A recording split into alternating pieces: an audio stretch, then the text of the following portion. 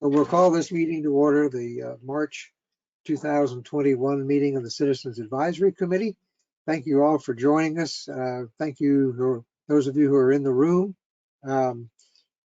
If we could go around and do a roll call to see who is present, then we'll move on into other business. Mr. Chairman? Yes. I don't know who the recording secretary is. I don't know if we have one, but I have the roster. So if you don't mind, I'll call the roll and you all can introduce yourselves as your names are called. I very much appreciate that. Thank you, Rich. Go ahead. Okay. Stephen Hollenkamp. Here, I'm a representative for Plant City. Barbara Kennedy Gibson. Here, and I represent Jessica Vaughn of the school district. David Bailey. Yes. And I'm having a little trouble hearing you, David. You might want to swing that microphone down in front of your mouth. sorry, can you hear me better now? Yes. Yes, David Bailey. I'm sorry I'm late. No problem. I had to get my head together. Charlotte Brown. I am here. I'm representing Commissioner Gwen Myers. Thank you. Good morning. Good morning. Amy Espinosa. Yes, here, and I represent the at-large seat for women. Great, thank you. Hoyt Prindle. Yes, I am here, and I was appointed by Commissioner Pat Kemp. Wonderful, thank you.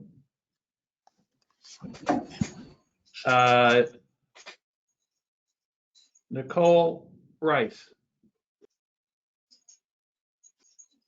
I did hear from Nicole. I think she was having some technical issues getting in, but I think she wants to join if she can, so she may be phoning in later. Alexis Bobak.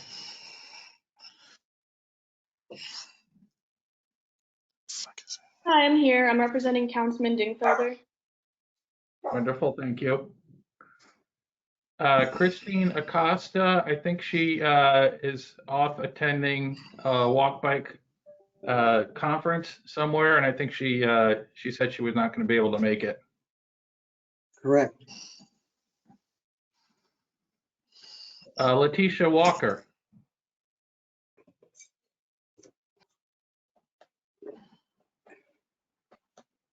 Artie Fryer.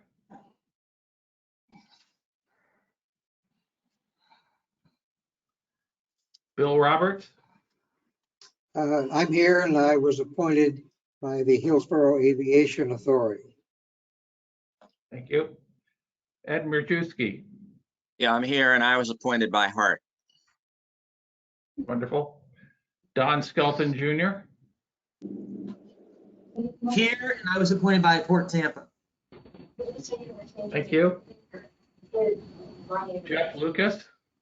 Here, and I was appointed by the Tampa Hillsborough Expressway Authority. Thank you. Beatrice Zafra. Beatrice Zafra. Cliff Rice. Good morning, at large representing neighborhoods. All right, Ricardo Fernandez. Good morning, everyone. As of last meeting, at large Hispanic, so I don't think I've been confirmed yet. Okay, thank you. Terrence Trott. Good morning, Terrence Trott, at-large African-American representative. Thank you. Vivian Handy. Present virtually, representing South County, appointed by Commissioner Smith. Thank you. Rick Richmond. Good morning. Rick Richmond, appointed by the Planning Commission. Very good, thank you. So, Mr. Chairman, I think you now have a quorum physically present in the room with 7 people. So we can proceed with the agenda. Excellent. Thank you, Rich, and thank you all for attending virtually, and thanks to those who are in the room physically to help us meet our quorum requirement. I apologize for not being there, but I'm happy to see all of our smiling faces virtually today. I just wanted to comment as we open this meeting that it's in the last 30 days, it has been a unbelievable sequence of events that affect transportation in our county, in our region. We're going to talk about some of those issues today, but I think it represents an almost unique opportunity over the next few months for this committee to raise and discuss issues that could have long-lasting effects on Hillsborough County and our region. And I want to encourage our members to not hesitate to be actively engaged in these discussions and to bring before the committee matters that you think are of importance. With that said, I just wanted to kind of set the table that way. The next item on our agenda is public comment. Do we have anyone that has signed up for public comment, Rich? I don't see any hands, but I do know we have at least 3 folks who have tuned in because of their interest in joining the CAC as the at-large business representative. And this was by invitation. So I think we can call on them in no particular order. Sharon Gauman, Jonathan Knudsen, and Eric Lamb. I think that's it. I don't see anybody else who expressed interest. So with your indulgence, I guess we can start maybe with Sharon. Good. You're recognized. Hi, my name is Sharon Gamond. I moved to Tampa about 4 years ago. I was born and raised in New York City. I got the opportunity to go in as a partner for my restaurant, Strand Hill Public, which opened August of 2019. We hit our first year in 2020, which, as we all know, has been a very interesting year. We opened our second location June of 2020.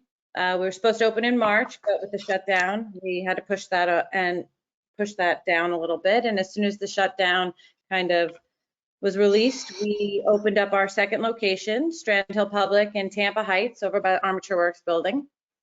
I'm an entrepreneur, small business owner, and I just want to kind of take part in the happenings of this city that I'm getting to know and love and learn about.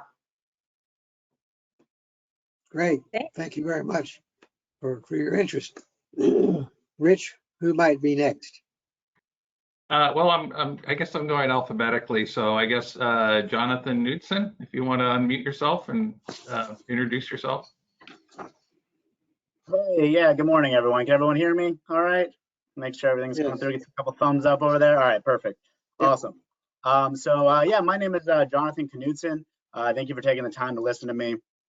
I would be honored to be considered for the MPO Citizens Advisory Committee. To give you all some background on myself, I graduated from USF with a degree in civil and environmental engineering, and I just recently received my professional engineering license. Throughout my career, I've had the privilege to work on a number of large transportation projects throughout the Tampa Bay area. Those include the Gateway Express project in Pinellas County, the Leroy Salmon extension, the automated people mover, and the curbside expansion at Tampa International Airport. And I'm currently working on the Howard Franklin Bridge, the new bridge that they're building over there. In addition to roadway projects, I have worked on various types of other developments, including single-family, multifamily, affordable housing, commercial, basically any construction project under the sun, from transportation to housing to commercial to anything like that. Additionally, besides that, I've had the privilege to serve on other boards and committees that help contribute to the betterment of the transportation community. Those includes being the director of the American Society of Highway Engineers and being on the board for Tampa Bay Construction Career Days, which for those of you who don't know what that is, it's basically once a year, we take a bunch of high school kids to the Hillsborough County Fairgrounds and kind of show them a bunch of different careers in construction that maybe require degrees, but a lot of them are trades and things like that. I'm also currently enrolled in the Associated Builders and Contractors Next Gen Leadership Training Program. So that's a bunch of construction communities kind of getting together and learning how to kind of be the next generation of leaders. Outside of that, I'm just excited for the opportunity to be able to serve my community. I've always had interest in public service and finding solutions to everyday problems within our community. With my education and work history, I've seen the firsthand challenges that Hillsborough and multiple other municipalities around the state face when it comes to transportation, and I would love to be able to contribute to find common sense solutions that work for our community. Once again, my name is Jonathan Knudsen, and I appreciate all of your guys' time. Thank you. Thank you, Jonathan. We appreciate your interest in our committee and in the community. Rich, who's next? I believe that would be Eric Lamb. If you want to unmute yourself. Hello, everyone. Thank you very much for the opportunity today. My name is Eric Lamb. I am originally from New Jersey. I moved down here about 7 years ago to go to the University of Tampa. My background, I have a bachelor's in finance. I have been in the investments industry for about 5 years now. I work for a small firm in downtown, just right outside of downtown Tampa, and what my experience and background is wealth management. I have spent over the years in school learning and studying stocks, bonds, mutual funds, and municipal bonds. As you know, Tampa does have several issues out. What my background, what I believe I'm here for is I would like to take the next step to be more involved in the community.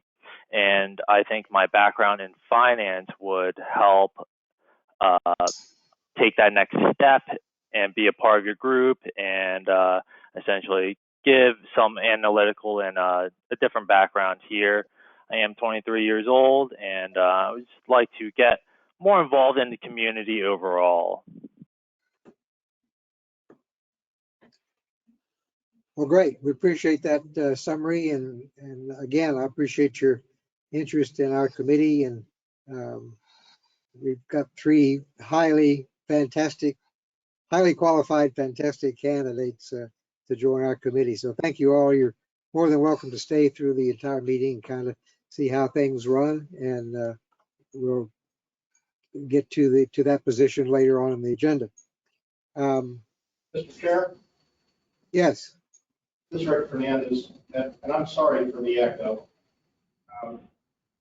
See, mic discipline. Would it be better if I just muted myself on my mic and went with the tabletop? No, we can hear you. Well, I know you can't. You can hear me twice. No. How about now? Is that better? Yeah. No echo. Are we going to have the opportunity to ask these candidates questions before we're asked to take action on their nominations? Yes, we have an agenda item, Rick, under action items to take action on this, and I think that will be the appropriate time to ask questions. But I wanted to give them an opportunity to introduce themselves early on in the meeting. Mr. Chairman, there is one hand raised from the public who would like to make a comment. Okay. We'll recognize public comment. Who might that be? Chris Vila. Oh, yes. Go ahead. Hey, Chair. Can you? Okay. I'll go ahead and run. So first of all, I just wanted to say I'm sorry to some of the people who are very, very anxious to hear about the surtax funding. It broke my heart. I think it's going to set us back quite a bit. I'm just hoping that Gwen Myers is successful in relaunching the referendum. I do hope, because I've heard rumors that she does support TBARTA to still exist. And I'm a little bit confused as to why she would want to do that, but yet try to get more money locally. So it's a little bit perplexing to me. But I wanted to dive into something that's in your agenda, and that's called the Tampa Hillsborough Expressway PD&E. And this project is actually expansion of the crosstown. So this is like that road that goes diagonal through downtown, Hyde Park, and makes its way all the way to McDill. VIA is looking to increase capacity by double. Now, this may not seem like a big issue because we're staying within the footprint. However, they want to unleash double the amount of capacity of cars on downtown streets, which would be next to Water Street, because they want to do an exit reconfiguration. So right there and there, they're going to hurt our pedestrian activity in the downtown level. They're also going to do the same thing at Beta Bay. As you all know, there's a lot of crashes on Beta Bay, and there's going to be a bunch of cars dumped over there, and including throughout South Tampa as well. And I think this PD&E is unnecessary. You could talk to a lot of people. There really isn't that much of a backup to warrant a $200 million project that is along the CSX track. What we need to do is ask Thea, why in the world are we spending $200 million widening a road? And instead of, let's take this money and invest it into CSX. This is all like happening out of the woodwork as we're losing our local funding. This board is also going to grow. There was a couple senators, representatives that want to expand Thea to cover multiple counties. So folks, this is going to be another TBARTA. I'm not making this up. It's in the news. You can find it anywhere. It was just 2 days ago.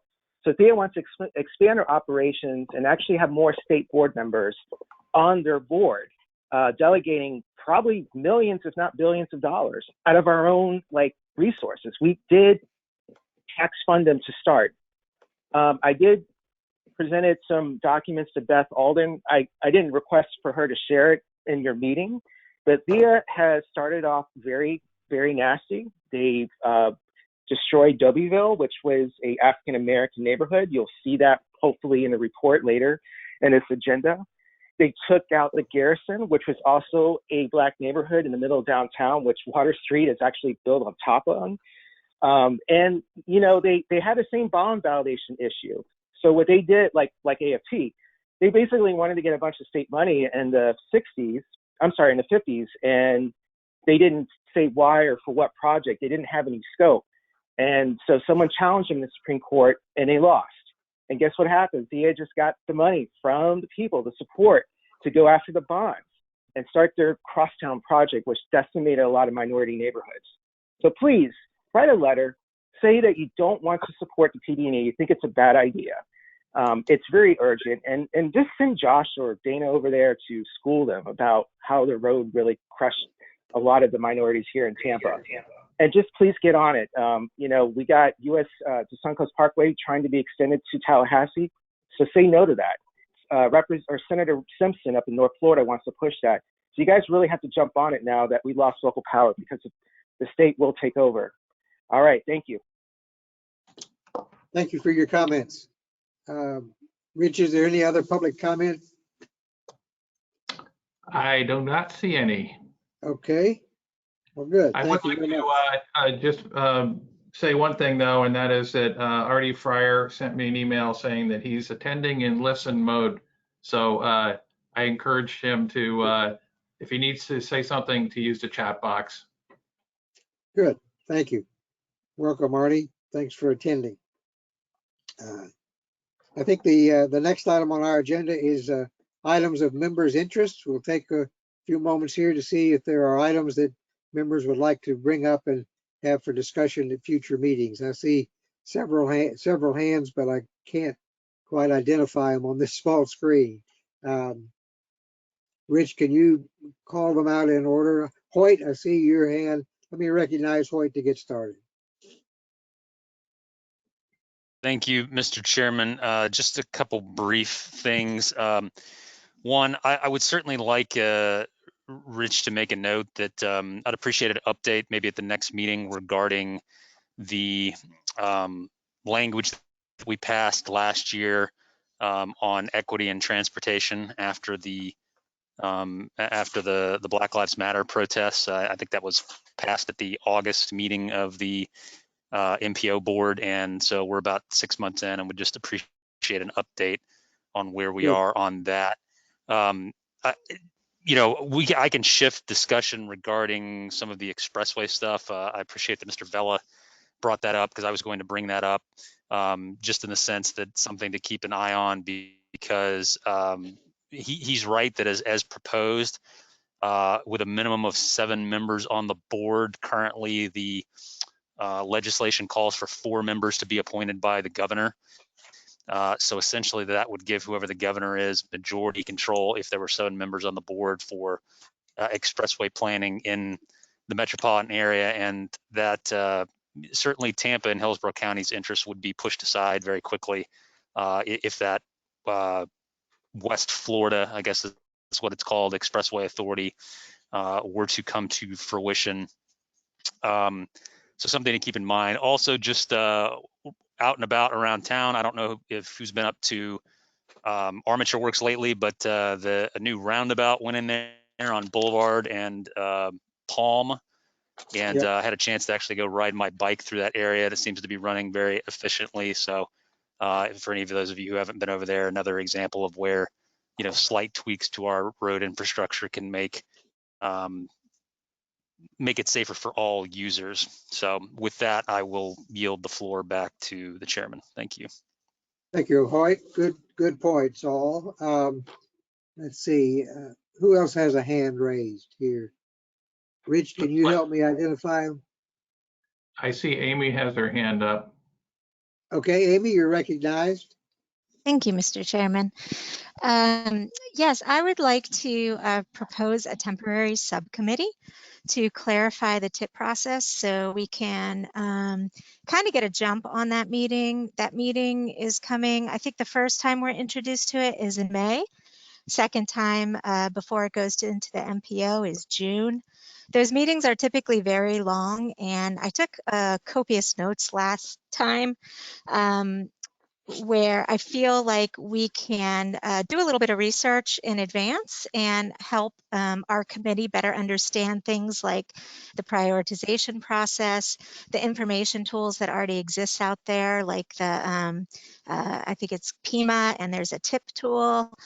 So I'd like to just, and also to maybe tackle what Mr. Hollenkamp proposed at our last meeting, which is a glossary. So if anyone is interested, and if we are allowed to form a subcommittee to help clarify the TIP and language and tools associated, I would like to present that. Great, thank you for bringing that to our attention. If look, I think this committee would welcome anything that would help simplify the analysis of the TIP process. And let me suggest that when we get to new business on our agenda today, that you bring this item up, and the committee may want to take action on your suggestion for a subcommittee. Any other members' interest items to come before the committee? I see Vivian Handy has her hand up. Okay, Vivian, you're recognized. Okay, thank you very much. Not sure where this might fit in, but I think Hoyt and also our public speaker brought up a relevant topic, and that is the continued preemption in Tallahassee. It's as mentioned for the THEA board, and another thing that's coming up before our local board of county commissioners is the capping the impact fees. The proposal in Tallahassee is to cap the annual increase of impact fees, which will affect our mobility fees that are due to go up as, gradually going up to be caught up with the rest of the state. But this Tallahassee legislation would put a cap on that and keep us back, 10 plus years to where we were when before we started trying to actually catch up. It seems like there is no end to the preemption laws that the legislature feels in perhaps not in the community's best interest, but in the state's best interest. And I'm wondering if somehow we could be proactive so that as a group we can become familiar with some of those bills that might end up affecting our community and our transportation. Okay, Vivian, I think that's a great suggestion. If I could summarize it, I think you're suggesting we have in a future meeting some process by which we can learn about how preemption by Tallahassee might affect local transportation issues in particular. This committee's function, as you well know, is to look at issues and take action to make recommendations to our MPO. And I think along with that suggestion you have made, we should also try to gather some information about the possibility, which has been raised recently, of a multi-county MPO. This idea was floated several years ago. Didn't seem to get much traction, but it has been raised again. So I appreciate you bringing that item before the committee. Any other members' interest items that you'd like to bring up this morning? I don't see any hands. Good, all good suggestions. Thank you very much. Next item on our agenda is the approval of our minutes from the February 3rd meeting. The minutes were distributed in your meeting packet. Are there any comments or corrections to the minutes any of the committee members care to make? Mr. Chairman, I would point out that there was a revision that Mr. Trott pointed out, and it was a motion that he made regarding the proposed interchange at Gibsonton Road and I-75. It was incorrectly ascribed to Mr. Bailey. So he just pointed out that he made the motion, and we have revised the minutes accordingly. Good, thank you. Thank you for that correction. Do I hear a motion to accept the minutes as corrected? I will make a motion, Amy Espinosa. Amy has To made a pass. motion to approve the minutes as corrected. Did I hear a second? I'm sorry. I'll second. Who is that, please? Stephen? Stephen Hollenkamp. Thank All you. right, we have a motion and a second. Any further discussion on approval of the minutes of the February meeting as corrected? All right, hearing none. Rich, can we do this by voice approval, or do you want to take a roll call? I think we can do it by voice, if that's all right with everybody. Yeah, I would prefer that. All those in favor of the motion to approve the minutes of the February meeting, please say aye. Aye. Aye. Any opposed? Hearing no opposition, the minutes are approved. The motion is approved. Thank you very much.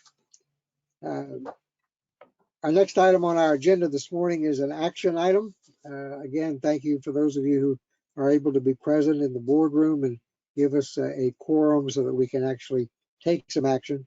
And that is the nomination of an at-large business representative. Rich Clarendon, you want to walk us through this process, please? Yes, certainly. As you all probably know, at-large representatives are nominated by the existing current CAC members. We have a vacancy for the at-large business representative that was formerly held by Lou Prida, who has stepped down due to obligations related to his business. So we have an opening, and we have a pool of candidates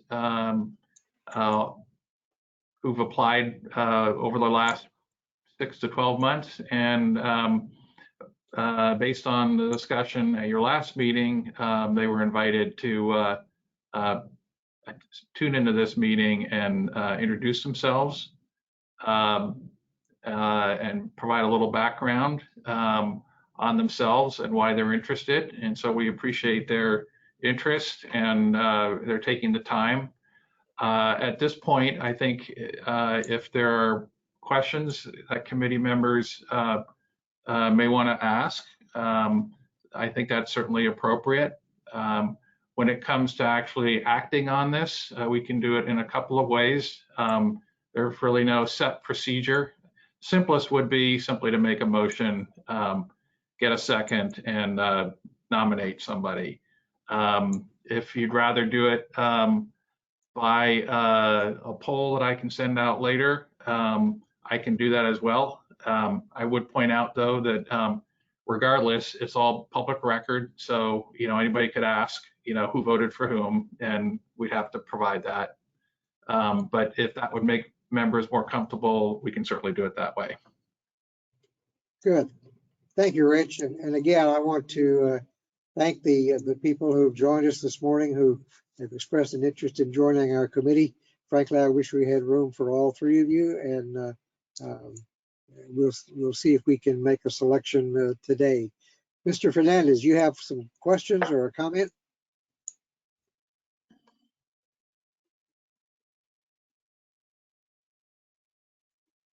You may be muted, Rick. We can't hear you, Rick. Rick, we're not hearing you. I think he's working on it.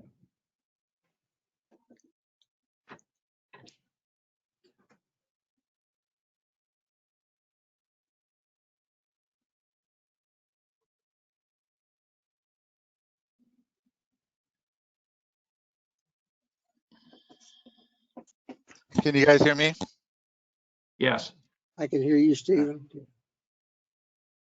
While Rick works on his technical difficulties, are there other members of the committee who would like to ask questions of the applicant?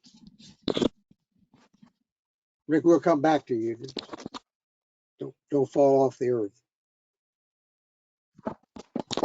Rick can go ahead. I think I've got a mic now. I'm not sure.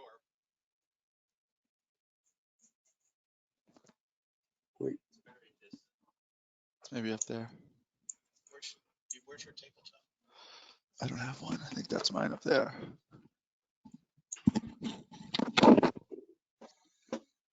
So are there other committee members who might have questions they'd like to ask the candidates?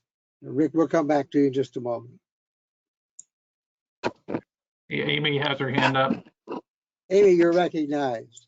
And thank you. I'm sorry, I don't remember the gentleman's name that's next to you on the camera. The one who has a background in transportation. Yes. Jonathan. Yeah, Jonathan, excuse me. I'm so sorry. I guess, can you kind of give us a little bit more detail about your tie into the business community? I didn't really hear a direct connection there, and why you want to support small business. Sure, absolutely. So, I'm an engineer at a company called Universal Engineering Sciences. It's actually based out of Orlando, but it's my family started the company out of Orlando. We have an office here in Tampa. We employ about 120 people in Tampa and Hillsborough County alone, and then we have some offices, throughout, the region and throughout the state. I've always been a big proponent of small business. I chose to live in a neighborhood like Seminole Heights because I really do appreciate the impact that small business has and the impact that transportation can have on these small businesses. And I think it's important that my background in transportation have that mindset that, we're affecting real people and real lives. So hopefully that answered your question, but all in summary, I've seen firsthand what it's like to build a business from, my uncle started the business 57 years ago with himself and a standard Proctor machine, if anybody's familiar with the engineering side of that, and I've seen it grow into a giant firm like it is. And so I really appreciate that struggle. I haven't quite seen it as firsthand as maybe a couple other people that are on this committee. I think I can empathize as well. Amy, do you have a follow-up question, or was that fine? No, thank you. All right, Mr. Fernandez, you're recognized. Are you back? I have no idea. I think I'm back. Can you all hear me? Yes, sir. God, I got all kinds of thumbs up. Cool. I guess my first question, Rich, is actually to you from a definitional perspective. I mean, I'm the at-large Hispanic. I'm Hispanic. All right, that was kind of a threshold issue. To be an at-large business representative, what are the criteria that we're looking for in screening candidates?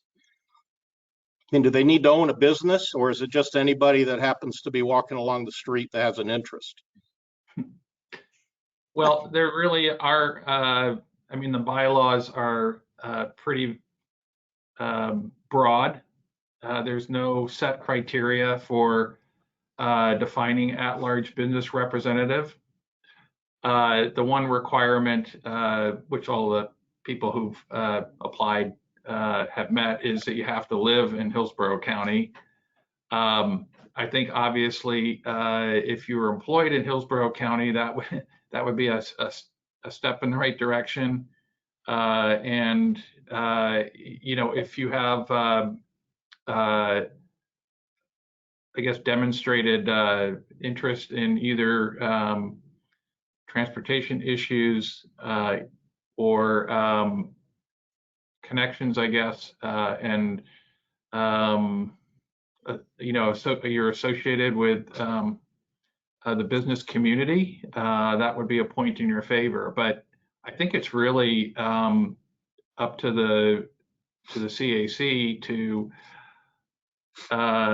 sort of sort through the candidates and try to make the best decision you can. Okay, a follow-up question to that, well, two questions. One, there are three folks that were good enough to actually show up today and speak to us. There were a few others that had submitted applications over the course of the last year or two. Are we to consider everyone who has not shown up here to be off the table now, or is everyone that's on the agenda packet from last month still considered a viable candidate? Or is that up to us? That's a fair question. I did reach out to all of them and extended the same invitation. I think you know, some of the applicants applied maybe as long as a year ago. I don't remember honestly if any of those longer standing applicants actually responded to me, but I would say that maybe the first thing that the CAC might want to consider is you know, a demonstrated interest by showing up today. I would also offer this, that the bylaws also allow for an alternate, which is to say that you know, if the regular member can't attend, that the alternate would sit in their place. I don't think we actually have ever used that at the CAC because we've had pretty good attendance, but that is an option if you'd like to appoint one person as the at-large rep and another person as their backup. Okay, I have just one final question, at least this go around. Of the three folks that were good enough to be here, hopefully they're all still here, did any one of you or more than one of you actually apply to be the business representative of the CAC, or was your application more of a quote unquote at-large application, take me for whatever seat is available kind of thing? I'll go first. I applied for the under 30 position. I'm 28, so I applied for the under position. But obviously, this, to be honest with you, this is the one I would have preferred. But at the time, I saw an ad for the young professional seat, and I was looking to fill it. But I'm kind of happy. Sometimes the best things happen by accident. I'm kind of happy this just kind of did. Sharon? Okay, and that was Mr. Knudsen? Yes. Yes. Yes. Sharon, you want to respond? Sure. I actually applied for the CAC position. I'm not under 30, but I like to pretend I am. I wanted to be a part of the transportation, the parking, the walking around. I am directly, my business is directly across the street from the Armature Works building. The circle that we were speaking of earlier in this meeting is literally right down the street from me. I like the idea of being part of giving my input on an industry that was hit very hard, the restaurant industry, from this past year with COVID. How we're directing people and where we're expecting people to be walking and going, and the things that are happening in the city and where they're happening really affects the restaurants in this city. And I think my outlook and being in touch with that part of the city that is very important would be helpful. Good. Thank you, Sharon. Eric, do you want to comment? Yes, I originally applied for the under 30 position about maybe 9 months ago. I work for a small wealth management firm, and we have many small businesses around South Tampa and North Tampa that we are in constant contact with.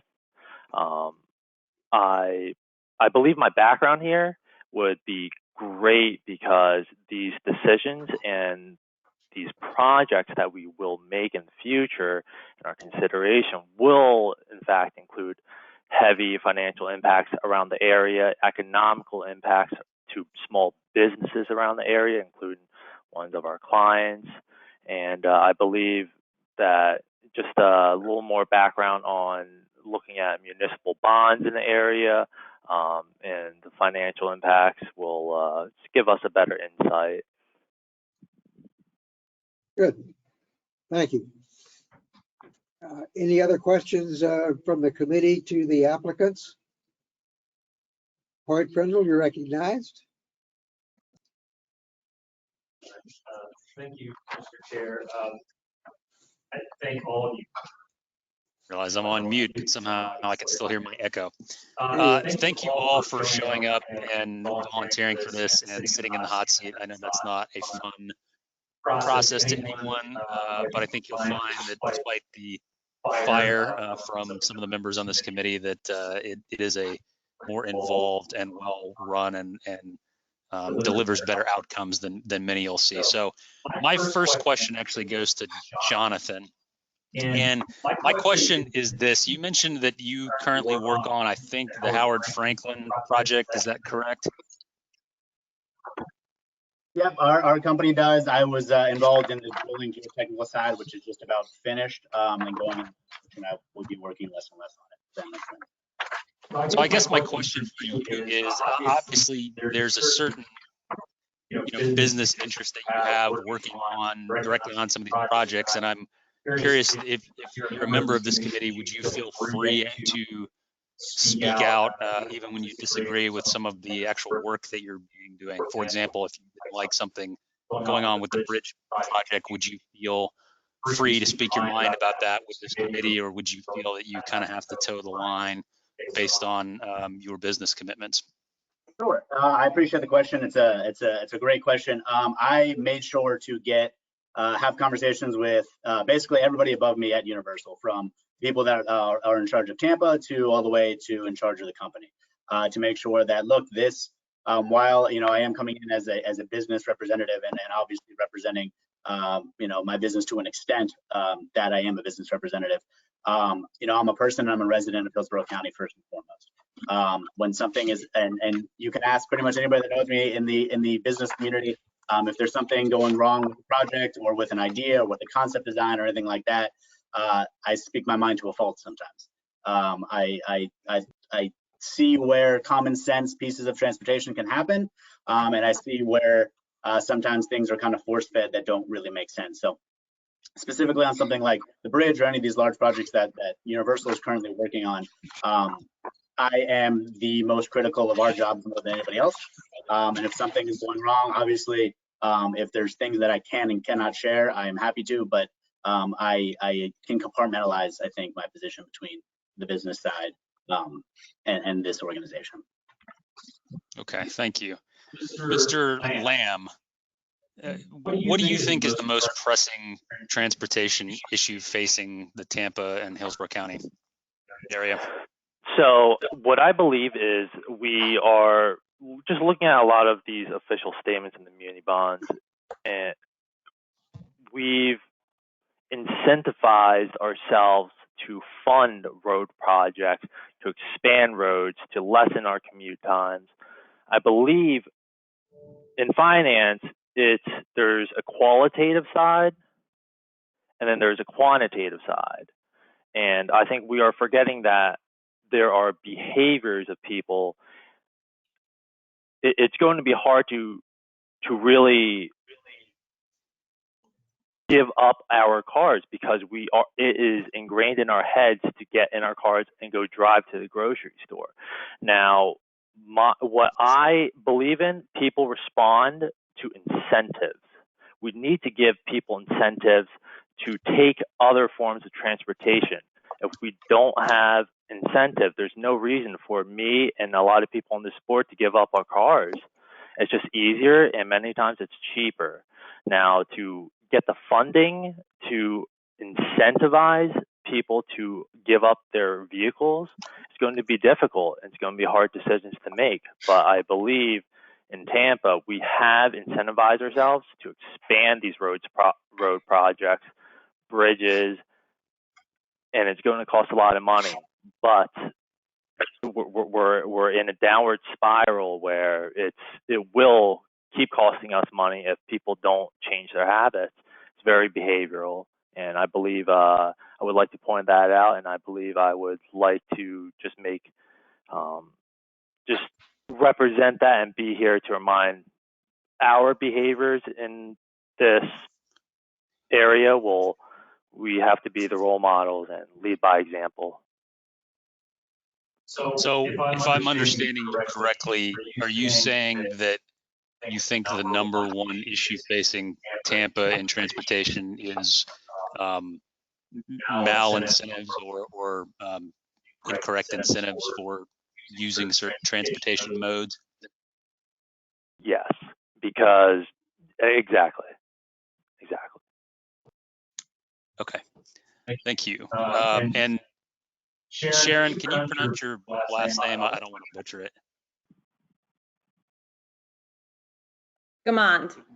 Gamond. Okay, so Ms. Gamond, what is the number one thing you think the city could do to change a transportation policy that would positively affect your business?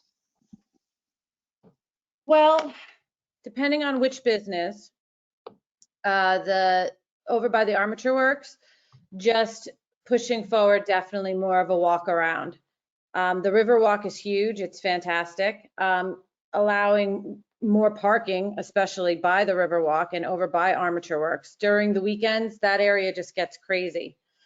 Finding a easier, quicker way to get in and out and then let people walk as opposed to having to go from place to place. I think having more public transportation options is always a great idea, without a doubt. And giving people the ability to float around, hop around a lot easier and quicker so that they aren't driving everywhere. And when they do drive, making it easier for them to accessibly put their car somewhere safe and out of the way almost, you know what I mean?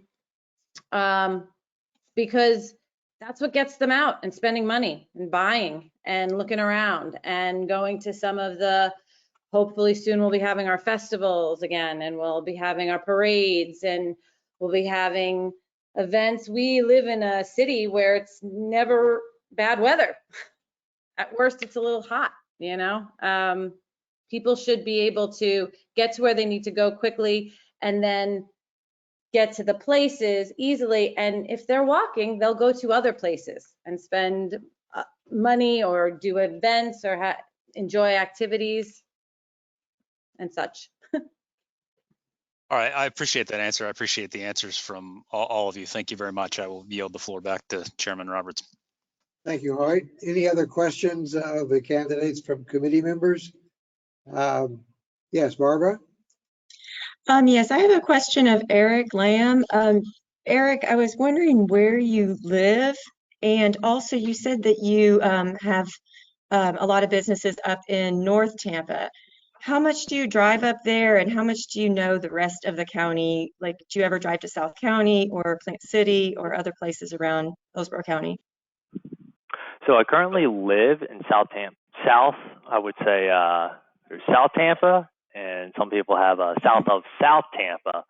So I'm south of South Tampa now, and I used to live in St. Pete for about a year. Did the commute across the bridge for into school. I do travel to North Tampa, not so much in a business sense, usually to the parks up there. They do have nicer parks for the weekends. I have made commutes on through I-4, and I ride my motorcycle very heavily throughout the year, which is great. You can't do that in New Jersey. That's the perks of living down here. But so on my motorcycle, that's one reason.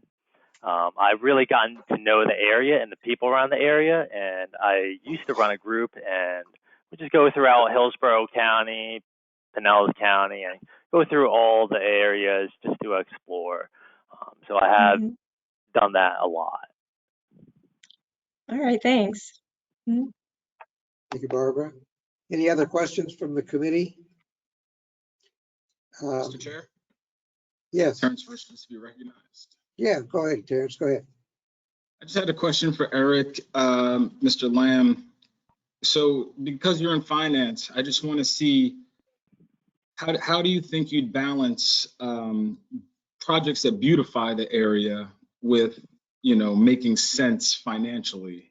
I like, trees, public art, things like that.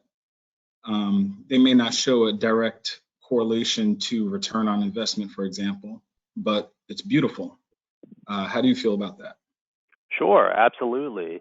Now, even though those projects we would categorize as a non-revenue generating project, now doesn't mean that it doesn't add value to the area, because now when you beautify the area, adding trees, making it very pleasant going out, unfortunately, Bayshore, I would say there's no coverage at all walking in the hot sun.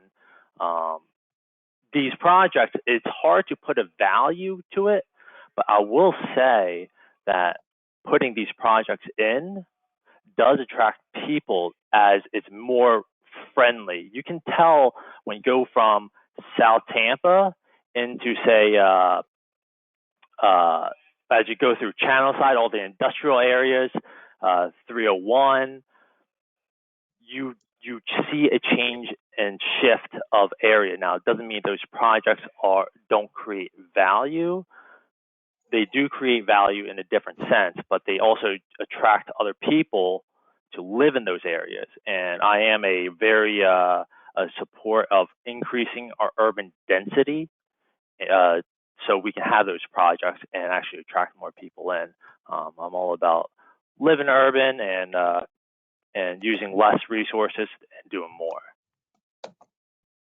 And I just wanted to say to the other two candidates, thanks for coming. I just heard everything I needed to from you guys. Thank you. Okay, thank you. Other questions and comments from the committee members? Well, we have three excellent candidates. I would like to proceed. It seems to me that Rich has offered a couple of good alternatives. I'm more than willing to accept a nomination for one of the three to fill this position. I'm also willing to, and I see you, Mr. Fernandez, also willing to accept the possibility of selecting an alternate if one of the three would be willing to accept that position. But I would like to take action on this today if possible. Rick Fernandez, you had a further comment?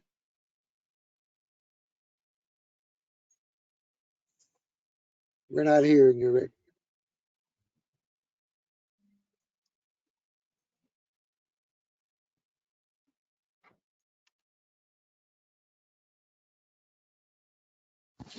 No, Rick says the organizer muted him, or Rick says the organizer muted him. okay. Let me see if I can get down to Mr. Fernandez.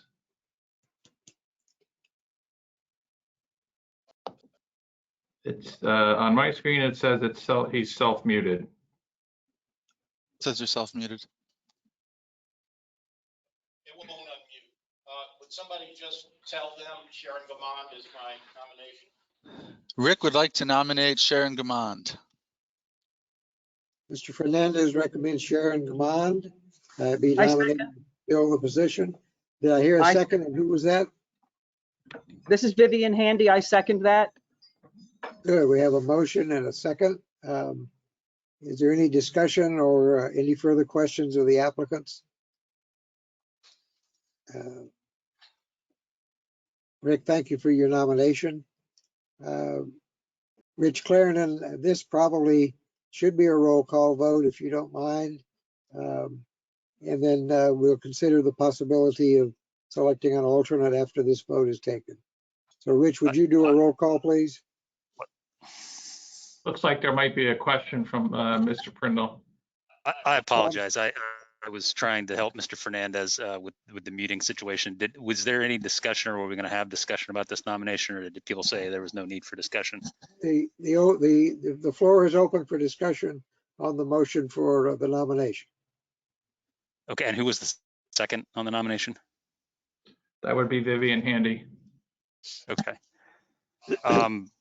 Well, I guess I'll take a brief second to comment. To me, this is a very difficult decision to pick amongst three good candidates. I would say that Ms. Gamond has two advantages in her favor. One is that in terms of the actual, fulfillment of the business seat, she seems to come closest to the true business owner that kind of goes with why the seat was created. But number two, I tend to think that her experience is one that is unique amongst the members of this board, with some actual real effects of her day-to-day experience in terms of her business, and provides a different perspective. So I will vote to support the nomination of Ms. Gamond. Good, thank you, Hoyt. Any other comments on the motion? Excuse me. I see none. So, Rich, if you will call the roll, the motion is to select Sharon Gamond as the business representative on the CAC. Please call the roll. Sure. Stephen Hollenkamp? Yes. Barbara Kennedy Gibson?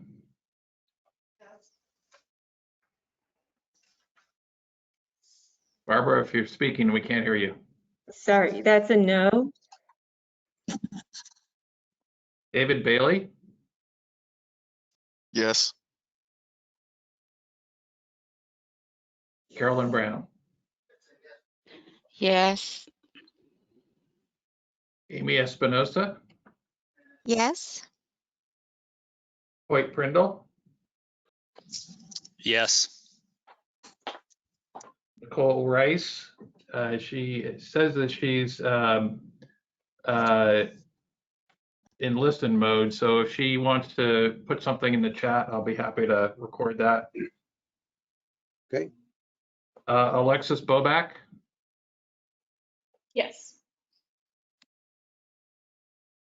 Christine Acosta is absent.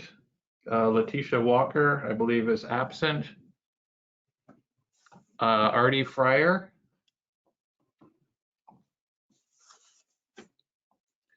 Again, Artie, if you're in listen mode, if you want to enter your yay or nay vote in the chat, we'll be happy to record that.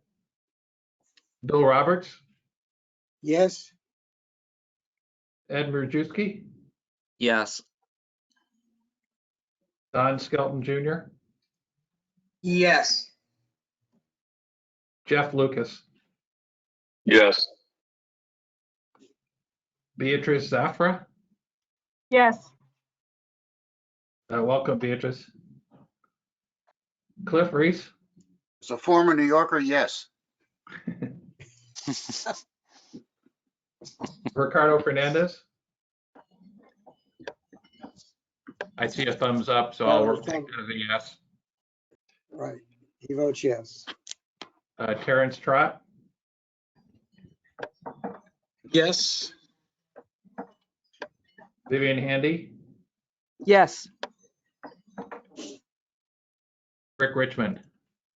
Yes. Okay, the motion passes 16-1. Good. Thank you very much. And, Sharon, thank you for applying. We look forward to forwarding your nomination on to the MPO, which then will formally approve your appointment to the board.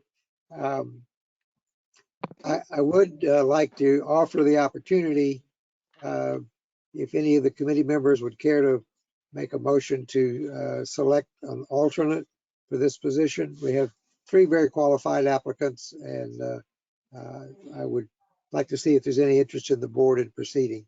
I mean, there's a couple of hands up. Terrence has his hand up. Terrence, And you're recognized. Yeah, I'd so move to have Mr. Lamb as the alternate, if he would accept. I'll second that. Who seconded? Rick Richmond. Thank you. And I'm sorry, I missed who the nominee was.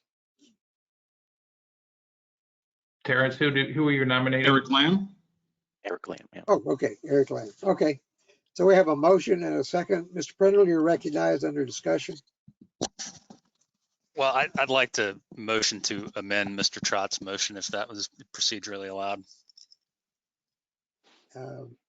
You can offer an amendment, and we'd have to vote on that first.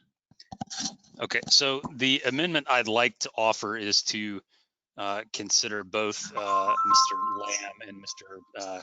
Knudsen as alternates. I don't know that we have a cap on alternates unless Mr.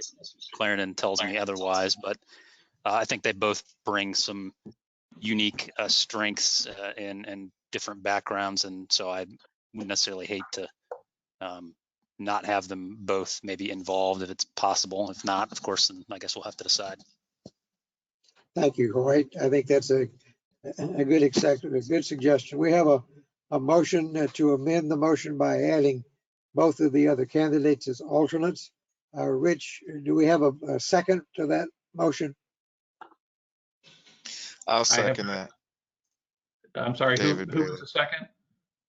David Bailey. David Bailey seconded.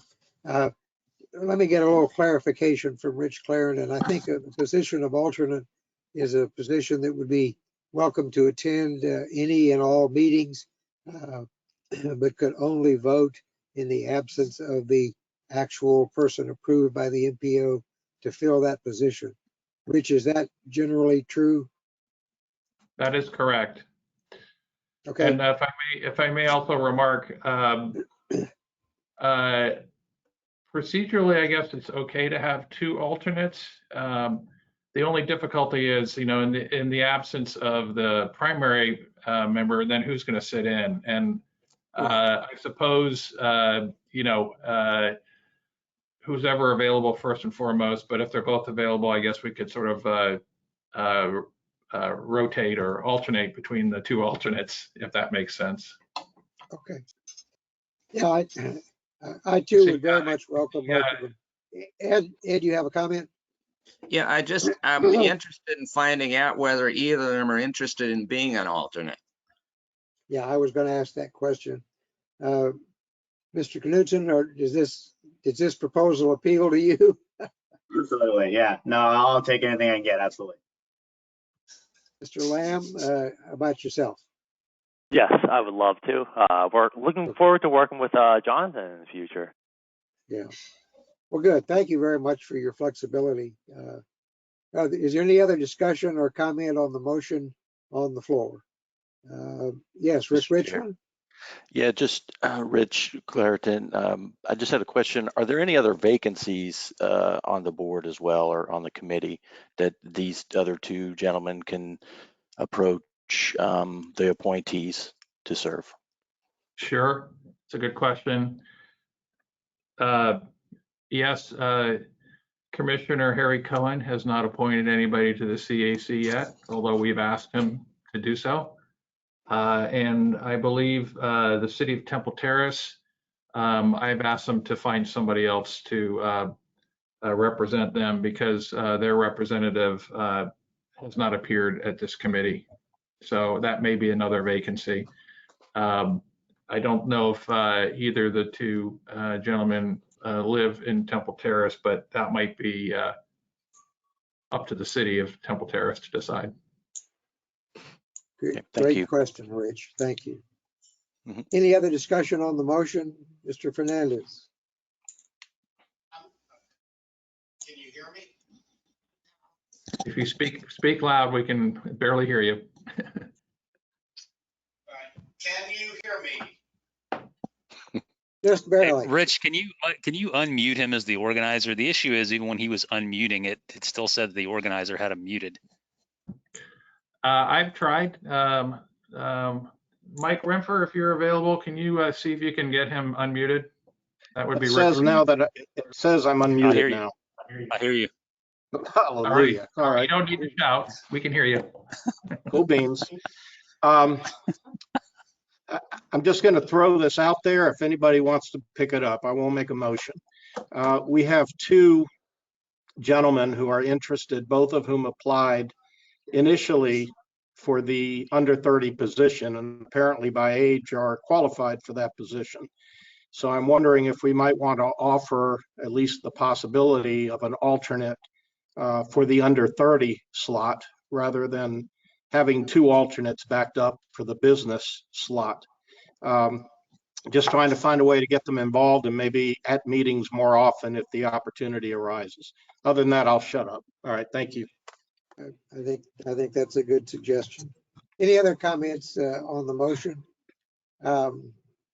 Seeing no other hands, Rich, let's go ahead and take a roll call vote. And I think the motion is to appoint both of the gentlemen, Mr. Knudsen and Mr. Lamb, as alternates to the business representative. And then we can come back at our next meeting and see if there might be opportunity for them to serve in a fully designated position. But at least this will give us the benefit of their expertise and give them the benefit of working with our committee. Rich, please call the roll on the motion to make these nominations. All right. Well, if I may just suggest this was proposed as an amendment to the motion. I think if it passes, though, it really would be a substitute motion, because then there'd be no need to go back and vote on an alternate. That's fine with me. Can we do this actually by a voice vote? I think there's some unanimity in the committee. I think there's no problem if we want to do it by voice vote. That would be expedient. Mr. Prindle, with your consent, we'll consider this a substitute motion. And Mr. Trott, if you're okay, we'll simply vote on this one time. I think both are good suggestions. Any objection from either of you gentlemen? No objection. No objection, Mr. Chairman. All those I in object favor to of the. I'm sorry. I object. No, I don't like the second alternate. Okay. All right, then we'll most. Not the person, not the candidate, not you, Jonathan. I just saying, I don't like that idea. I'm prepared to vote no on this and support like Rick's recommendation. Okay. I concur with Mr. Trott's position. I think it's just a little confusing to have two alternates. And I like Rick's idea of maybe Mr. Knudsen can hang on until there's another vacancy. So, Mr. Chairman, as the member who offered this motion, I would be willing to withdraw my motion so long as during this meeting I would be permitted to make a motion regarding Mr. Knudsen and the as an alternate for the under 30 seat. If I have to defer that to a later meeting, then I'm not going to withdraw my motion. We can vote on it. That's how I view it. Okay, I'll accept your withdrawal of the motion and let's consider your suggestion under new business. That will be fine. Okay. Mr. Prindle, having withdrawn his motion, the main motion on the floor is to accept the nomination Mr. Trott, I believe, made, and that was for Mr. Lamb. Am I correct? You're correct, sir. All right. So we have a motion. I'd like to do this by voice vote if the committee agrees. All those in favor of selecting Mr. Lamb as the alternate for the business representative, please say aye. Aye. Aye. Is there any opposition? Please say nay. Hearing none, the motion passes. Thank you very much. Thank you for this good discussion. Sharon, could I offer you an opportunity to make any comments? We want to welcome you to the committee and understand we'll make your recommendation for your appointment to the full MPO board. You're recognized. Well, thanks so much. I feel really, I think all of the candidates sounded great, and I'm thrilled. I'm thrilled to be a part of this committee and to get some things done. I appreciate it. Thank you so much. Thank you very much for applying and for your interest. As you can see, this is a committee that stays pretty well engaged with the items that come before it. So thank you again. Any other action items, Mr. Clarendon, that we need to consider this morning? If not, we'll move into status reports. Yes, the first one being the Port Tampa Bay Master Plan update. Yes.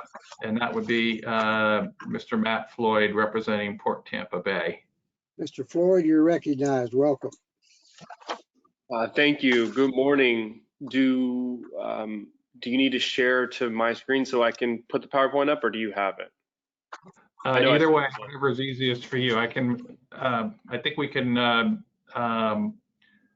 have you be the presenter. Okay, that would be perfect. Let me see if I can. If I have the technical capacity to do this.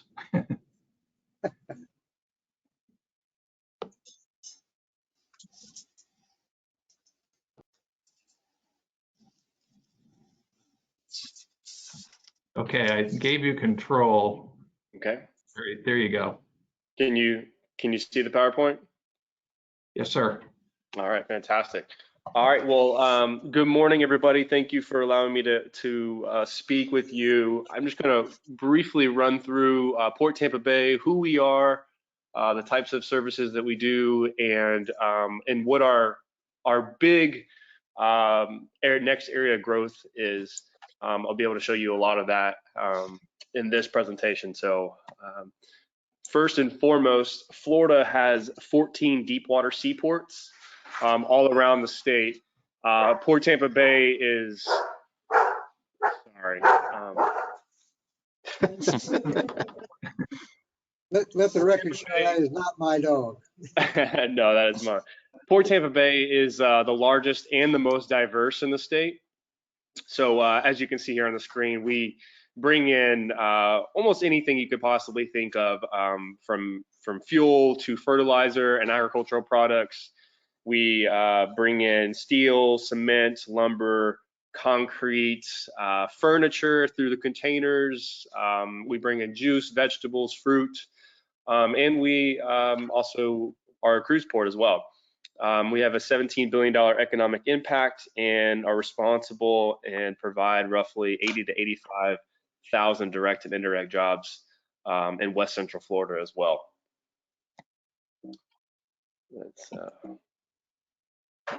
Okay.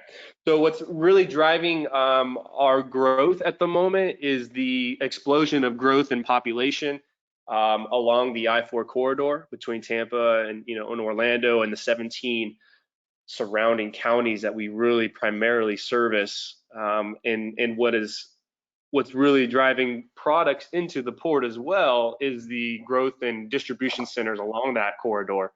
There are roughly 300 distribution centers for different companies along the I-4, and by coming into Port Tampa Bay, we can reduce the costs for the companies that will then trickle down and reduce the cost for the consumers as well. And every single day there are new distribution centers popping up along the I-4 corridor as well. And this is all part of the new economic and business mentality of getting the product as close to the consumer as possible. Think something like Amazon, where if you were to purchase something today with Prime, you probably will have it on your front doorstep tomorrow. That's that mentality is really helping us and driving a lot of business to the port. So this slide here will show you just the kind of the vast size of Port Tampa Bay. As I mentioned, we are the largest, and we cover about 5,000 acres. As you can see here on the screen, the yellow properties are port-owned property, and we have several tenants that they'll lease that land from us and that operate their business there. The red is private land, but it falls under the Port Tampa Bay 5,000 acre portfolio. And the green along the bay here, that is our channel. That's our shipping channel.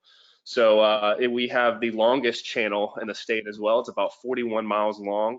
So at the end out by Egmont Key, that's where the shipping pilots will hop onto the ship, and then they'll drive the ship into the port and dock and then offload at Port Tampa Bay. So it's a huge channel. You'll see if you are out there on your boat at all, or you'll see a lot of the ships coming in and out of the bay quite often every single day. Port Tampa Bay is responsible for 47% of the state's fuel. We have dedicated pipelines between Port Tampa Bay to Tampa International Airport, to MacDill Air Force Base, out to Orlando's airports as well. This ensures that the airports have adequate fuel lines and fuel supplies to service visitors and everybody trying to travel by air. We are very proud of our distinction as an energy gateway to West Central Florida. This is especially important in times of hurricanes, which we all know and experience every single year.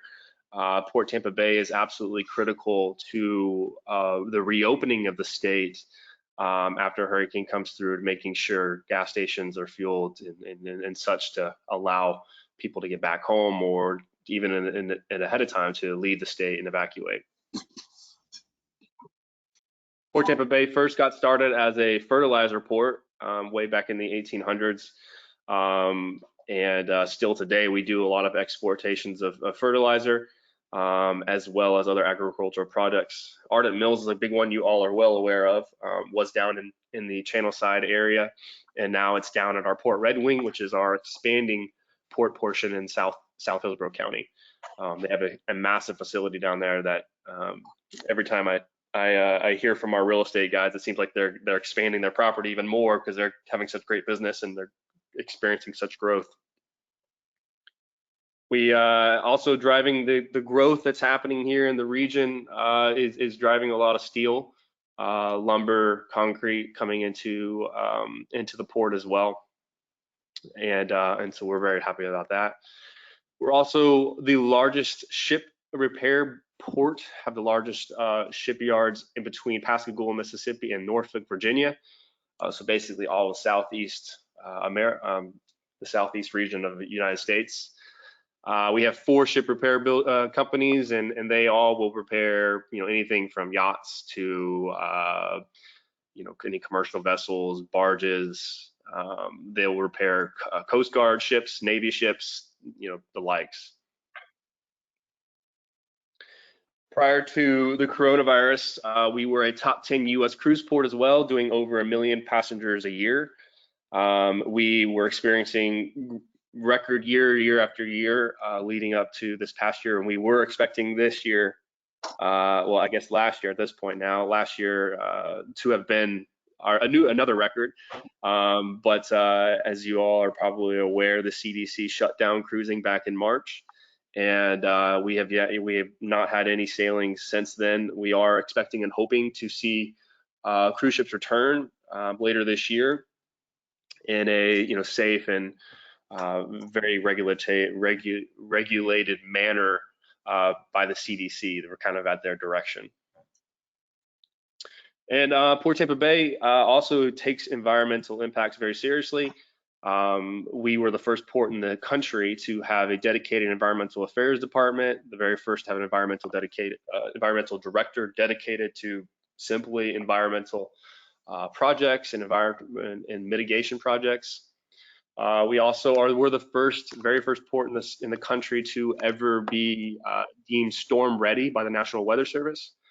This is all part of our CEO, Paul Anderson's plan to make the port extremely resilient in the face of storms and any other kind of situations. We also have 2 spoil islands out in the bay that you may have seen. They look like these big overgrown islands full of brush. Those are actually when we maintain that 41-mile channel that I showed you earlier, the sand and the soot and all that's on the bottom of the channel needs to be put somewhere. And so we put them on these islands, the sand dries out, and then we could possibly reuse that sand again later on for different projects. But what's really important about it is 6 months out of the year, they become globally significant bird nesting population sites. So they're safe from predators and such out there. And we actually completely schedule our dredging and maintenance schedule around the bird nesting seasons. We also have other mitigation projects like the water goat, as you see here on the screen, that will clean up any kind of trash that's flowing down out of the McKay Bay into the channel and into the Gulf. So this is the area I think you're probably most interested in. This is where we're experiencing the greatest amount of growth. And so I got a couple slides here that specifically talk about our container expansion. In 2016, we did not have these white gantry cranes that you're seeing on your screen here. We only had, if you kind of see the bottom left picture, the little black ones off to the side, we had these little cranes. And so in order to service the large Panamax, post-Panamax ships that you can see on the screen here, we needed larger cranes. So we very fortunately were able to secure 2 of them, these 2 white ones here. That are larger and can service the 8,000 to 10,000 container TEU container ships. So these ships that are now coming into the port can hold 8,000 to 10,000 of these containers, as you can see here, and they will all be filled with products that consumers will then purchase later on, including furniture and I mean anything really, from small businesses to large businesses as well. We've over the last year experienced a 34% jump in container services.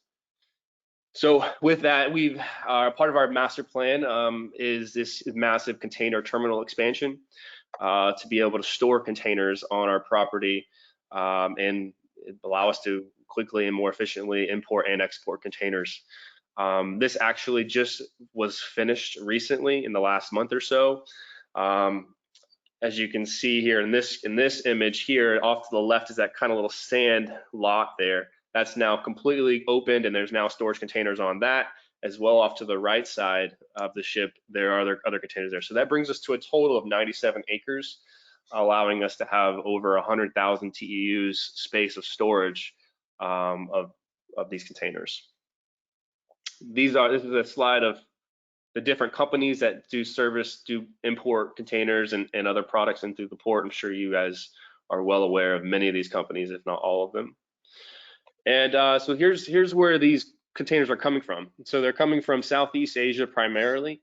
They will get loaded onto a ship there in Vietnam or Southeast in China and the such. They'll come down through the Pacific Ocean, up through the Panama Canal, and then up into the Gulf, stopping in New Orleans, Mobile, possibly or Houston, and then making a stop in Tampa Bay as well. They're dropping off and picking up new containers along the way of all of these sites too, to then return back to Asia for another trip. And so there's several ships in these rotations, meaning we have 3 to 4 of these large container ships come in per week that are then serviced at the port. A new area that we're also focusing on is north and south trade between South America into Tampa and Florida as a whole. These are largely, it'll be fruits and vegetables and other containerized products as well. This is helpful too because it will take trucks off the road. So previously, as you can see here in the Mexico trade route, that could be serviced by train that would come up Mexico and along the southeast into the Panhandle and down to Tampa, but also is done by trucks as well. So now we have a barge that will cross the Gulf, taking trucks off the road and taking containers off trains as well. It's easier, more efficient, and cheaper. Here's just another slide of the different movements of the ships and the vessels. And so what's really great is by coming into Port Tampa Bay, there are loads of cost savings and other types of efficiencies and savings associated with it. Previously, prior to us in focusing on increasing our container expansion and growing in that line of business, these ships would come into ports such as Charleston or Savannah, maybe even Mobile or New Orleans as well, and then they would get trucked into the Central Florida along the I-4 corridor. So that's distant ports and distant states getting that business, but also that's significantly more trucks that are on our roads and increasing the traffic on it. So now by coming into Port Tampa Bay, not only are we taking more trucks off the road, we're allowing them to go shorter distances, so they're on the road less. We're also bringing more business to the state of Florida, and we're also decreasing the cost of the containers for the businesses as well. So on average, a company will save $800 per container that comes in through the port at Port Tampa Bay versus a foreign port. So we're very happy about that. That obviously reduces emissions, reduces traffic. If there's less trucks that are needed to bring into the I-4 corridor and into Tampa, that's something that'll be very helpful to, I know, to many of you people, many of the folks here on the call, of reducing our traffic in the area as well. Refrigerated Service is another area of great growth for us. This is a very state-of-the-art refrigerated facility that brings in juice, fruits, vegetables largely from South America, including bananas. Chiquita vessels it's a very prestigious thing to have a Chiquita vessel come into your port. They're highly sought after. So this is exciting to have here for us. And in the post-age of COVID, these vegetables and products are scrutinized even more heavily and through the CBP, Customers Border Protection, agriculture inspection sites looking for pesticides, bugs, viruses and disease, anything that might be on these products coming in. Here's another slide, just kind of showing the great growth on Hooker's Point, which is the main section of the port that has the containers on it. So as you can see here, the proposed 30 acres is actually finished now. So we have an entire 97 acres. In the future, we're working on currently, and we'll continue working on securing more of the large white gantry cranes to be able to service more ships and bigger ships. Which also is really important for the environment as well, because if we can bring in less big ships, means we are bringing in less ships as a whole. The current ships that come in bring in about 8 to 10,000 TEUs, as I mentioned. But if we can increase our size and our channel depth, we can bring in ships that can service 15,000 TEUs. So basically, we're eliminating one ship coming into the channel while still servicing the same amount of containers. The proposed transload warehouse facility, that will come into play in the next couple of years. This is a facility that will allow the containers to quickly and efficiently get off a ship, get put on a truck, and then get sent directly to the distribution centers along the I-4 corridor, as I mentioned. Or they can hop on a CXX rail and take off as well into the state, into the Midwest, or other parts of the United States. So we're very happy and excited about that as well. In that facility as well, you can take a container, strip it down, and then reload containers into different containers to then go off to its destination as well. So that's largely the main points of our future growth and our immediate growth here. And I'm happy to answer any questions you guys might have. Hold on. Thank you. Thank you, Matt. It's a very good presentation. I'm sure the committee will have some questions. Do I see any hands yet raised? Yes, Stephen Hollencamp, you're recognized. Thank you, Chair. Thank you, Chair. Thank you, Matt. That was wonderful. 3 questions. One is, I'm curious about the funding breakdown of how the port is funded between federal, state, county, and city. And the second question is, I'm curious about the biggest risk to our port, like the biggest long-term risk, how you guys think about that. And then the third one is, you mentioned a plan to expand storage and deepen the channel. I'm curious if that's happening, or if that's goal still to get funded, still a long-term desire, or if it's like happening. Yeah, absolutely. So the port is funded through the movement of vessels into and out of the port primarily. So every vessel that comes into the port to do business is charged one of three different ways. They're charged for an entrance fee. They're charged a dockage fee for the size of the vessel and the amount of time that they're sitting at the dock.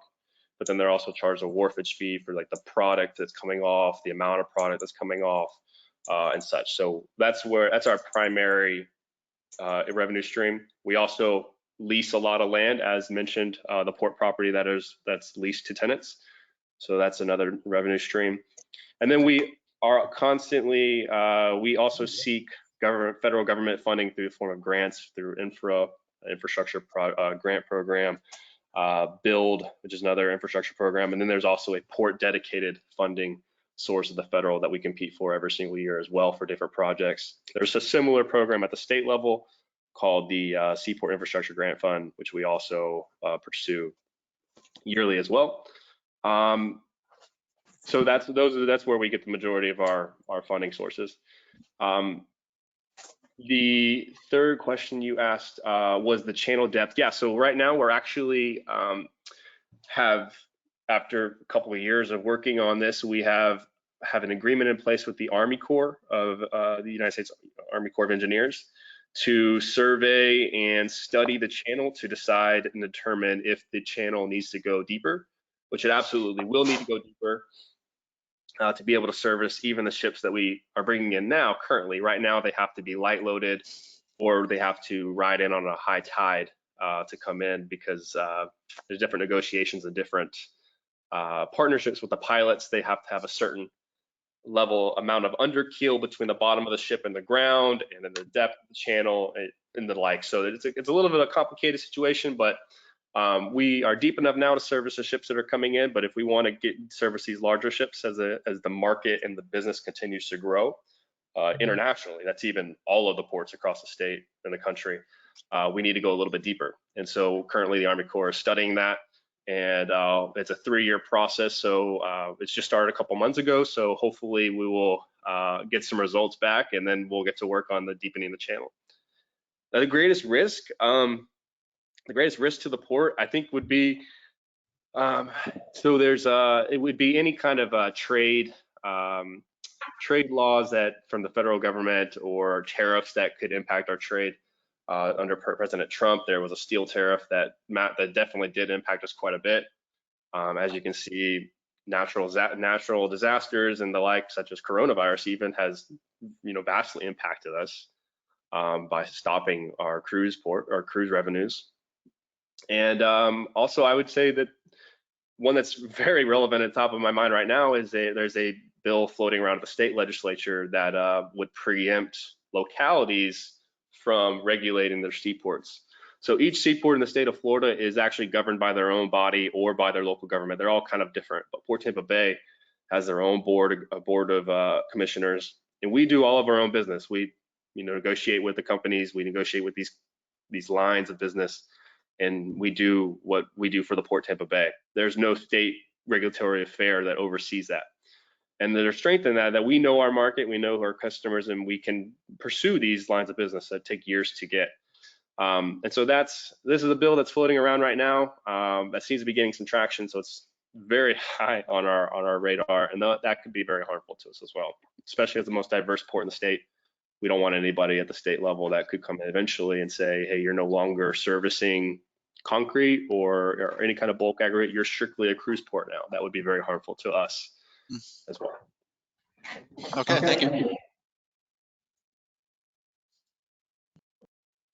Thank you, Stephen. Other questions from the committee? Mr. Chair, Terrence has a Terrence, you're question. recognized. Thank you for the presentation. Just a couple quick questions. One, in the plan, I don't know if I missed it or not, sorry, but did you talk about any of the changes, that may be implemented as a result of sea level rise, climate change, preparation for that, storms that come in and bring in higher, surge in the future, that kind of thing? And second, is there any improvements, I guess, to the ingress and egress at the port for the actual trucks? All this is great for the ships. I'm just wondering, traffic in and out of the area. Yeah, absolutely. Great question. So regarding sea level rise and climate change, absolutely. This is all part of our master plan and our forward thinking mentality.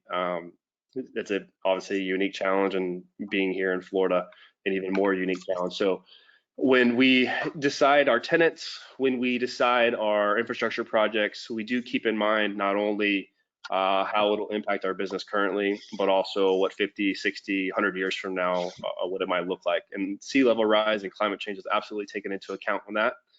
Our dedicated environmental department is constantly making sure, that we have adequate height above sea level for these docks and such. So sea level rise is certainly the top of mind for any new projects that we're doing, climate change as well. And when our CEO, Paul Anderson, first came to the port in 2012, something as simple as air conditioning units and backup generators were on the actual ground outside rather than being elevated. So it's just a simple example of, as soon as he came in, immediately it was, let's find these areas that need to prepare for this climate change, and as the climate continues to change, sea level rise and possible for flooding and storms as we go on. That all happened. In addition to that, we every year annually do a hurricane preparation exercise roundtable. So when, again, Paul Anderson first came to the port, it was roughly 10, 15 people from the port, and then a few community partners that would participate in this exercise of a mock hurricane that was coming through and coordinating on how that might look. Today, 8 years later, we have on average about 150 participants. And last year, virtually allowed even more people to attend. We had 250 people that showed up and participated in that exercise. That included MacDill Air Force Base, Hillsborough Sheriff's County Office, the EMS services, statewide DMS, all the different facilities that you could possibly think of that we need to prepare for and coordinate with in the event of a storm. We're there, and they go through these mock hurricanes, like I said. Traffic-wise, a couple years ago, the Selman Expressway on and off ramp, dedicated on and off ramp, has been drastic. It's been very helpful to us. Previously, trucks would pick up a container and then drive right through Ybor, right by the Columbia. And my understanding, I wasn't here at the time, but my understanding is that people could be sitting there eating and their table would start shaking when a truck would go by. So the dedicated on and off ramp of the Selman Expressway allows trucks to pick up a container at the port, and then basically they could hop on the Selman Expressway and get onto the interstate either way and drive even all the way up to Madison, Wisconsin without ever touching a red light, theoretically. So different things like that are helpful, but I think, ultimately, I think this committee especially is concerned about reducing traffic on the roads, and by increasing our container services and being more competitive in that market, we're able to take trucks off the road from foreign ports, as I mentioned. So that's less trucks that are coming in the road from Georgia, from Alabama, maybe even Texas. And now they're coming into Port Tampa Bay. So for every 3 trucks that might be needed to come from Charleston, now we're able to put 1 truck that can do multiple trips even.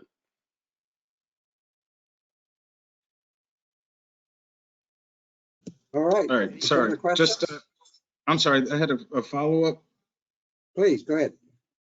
How long does this, I guess, set us up for? Like, is this to take us to like, 2050 or something like that? We'll be set for 20, 30 years into the future before anything major has to happen again? Or is there any outlook into that? Yeah, our containers are, so yes, so several ports across the state are starting to specialize in different areas. So Miami is actually, for example, is even reducing, or prior to coronavirus, I'm actually not sure anymore, but prior to coronavirus, they were reducing their container services and increasing their cruise services. Port Canaveral is actually doing something similar, reducing their containers, increasing their cruise.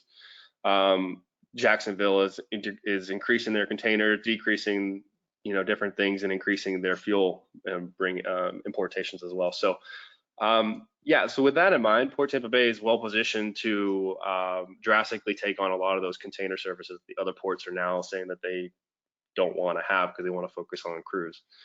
So with that in mind, getting an additional 2 cranes, for example, here in the next 2 years will help us grow drastically. If we can get that to 8, then we're really cooking. Right now, like I said, we bring in 3 ships a week. If we were to get to 6 cranes, we could bring in 3 ships a day, hypothetically. That won't happen, but we could. We'd have the capacity for it. And our current master plan is under the process of being reevaluated and adjusted, but that's till 2030, and that includes all these projects is through 2030.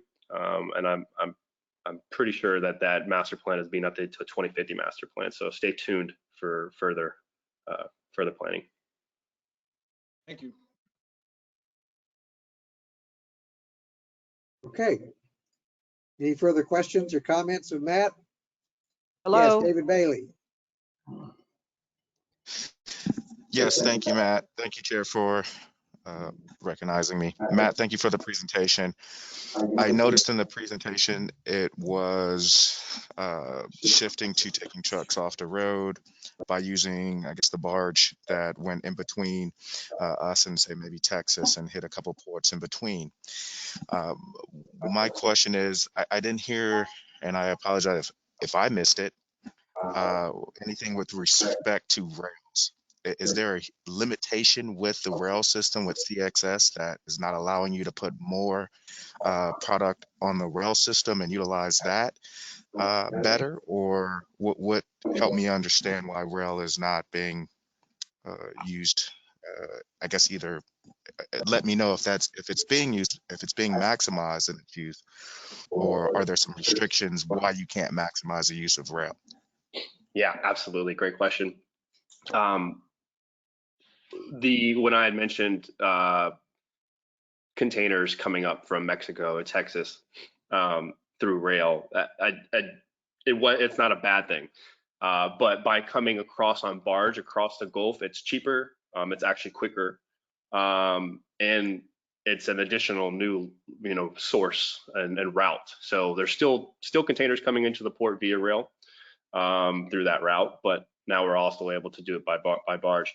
The transload facility that I showed at the very last slide, that would go right in the middle Hooker's Point, that will drastically increase our capabilities of quickly and efficiently loading on containers onto CXX lines to then go off elsewhere. So that's something that we're extremely excited to have happen, which will, as you mentioned, allow us to get containers on trains and get out to the distribution centers and the likes, but it will also allow us to import into and send off product to the Midwest, for example, allow us to compete with the ports that are up there, and then just increasingly, grow our touch on the country. Absolutely. Absolutely. That's what I wanted to hear. So that's perfect. Thank you so much, Matt. Yes, sir. Thank you, David. Other questions of Matt? I had a comment from Vivian that she'd like to be recognized. Vivian, you're recognized. Thank you.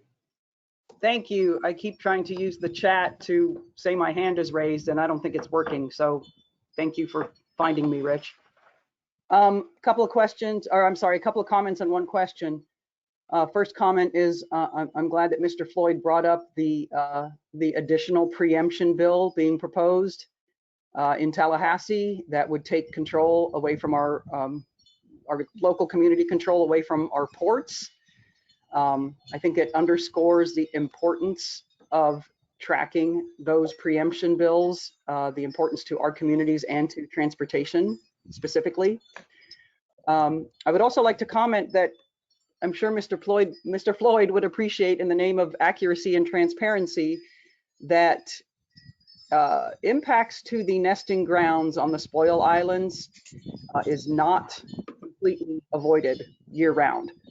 An avian ecologist with my company is, as we speak, doing weekly shorebird nest monitoring to avoid impacts, because for whatever reason I'm not clear on, but there was the dredging activity that we are monitoring was not able to be conducted during the non-nesting season, supposedly.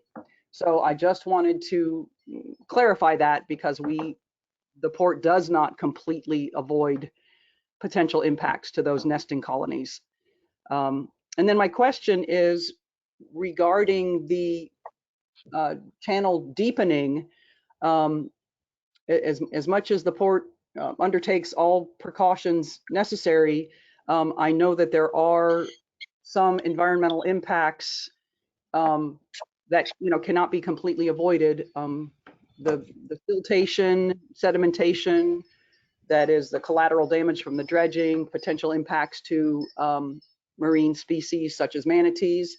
And Mr. Floyd, if you could just quickly give a synopsis of what those potential environmental impacts would be associated with that channel deepening. Thank you. Sure, absolutely.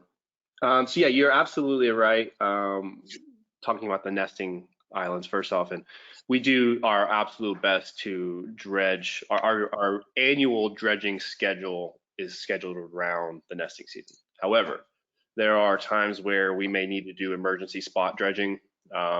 Like you're mentioning, say sediments have filled in certain areas of the channel, and as we're constantly surveying it and we realize this stretch needs to be dredged immediately or else it will close down the channel.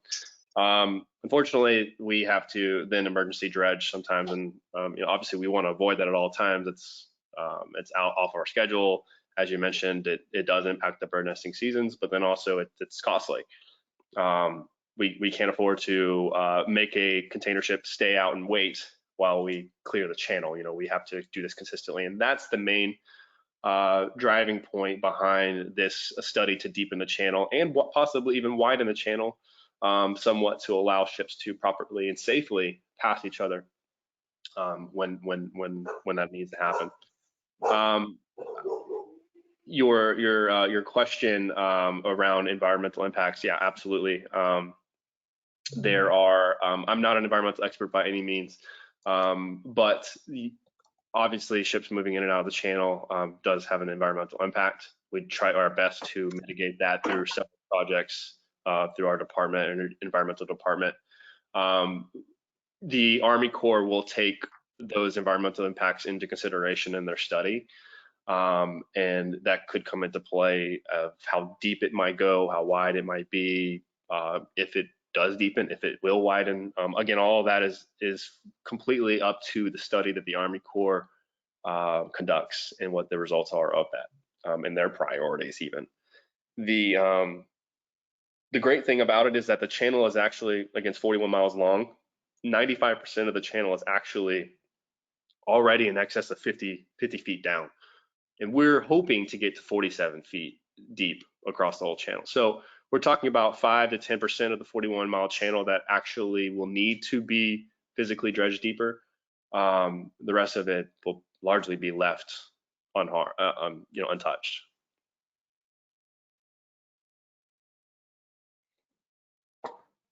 Thank you. Okay, good. Rich, go ahead. Yeah, I just wanted to point out that in the questions, Nikki Rice posed a question to Mr. Floyd, And in view of the time, I don't know if we want to move along, but I just want to put it out there that she asked, can you speak to the state's motivation regarding the proposal of a House bill or Senate bill to transfer authority? I think she's talking about the preemption that you mentioned. How would this affect our region? What leverage / avenues are being utilized by the Port Authority to fight this? So, Absolutely. Well, yeah, that's a good question.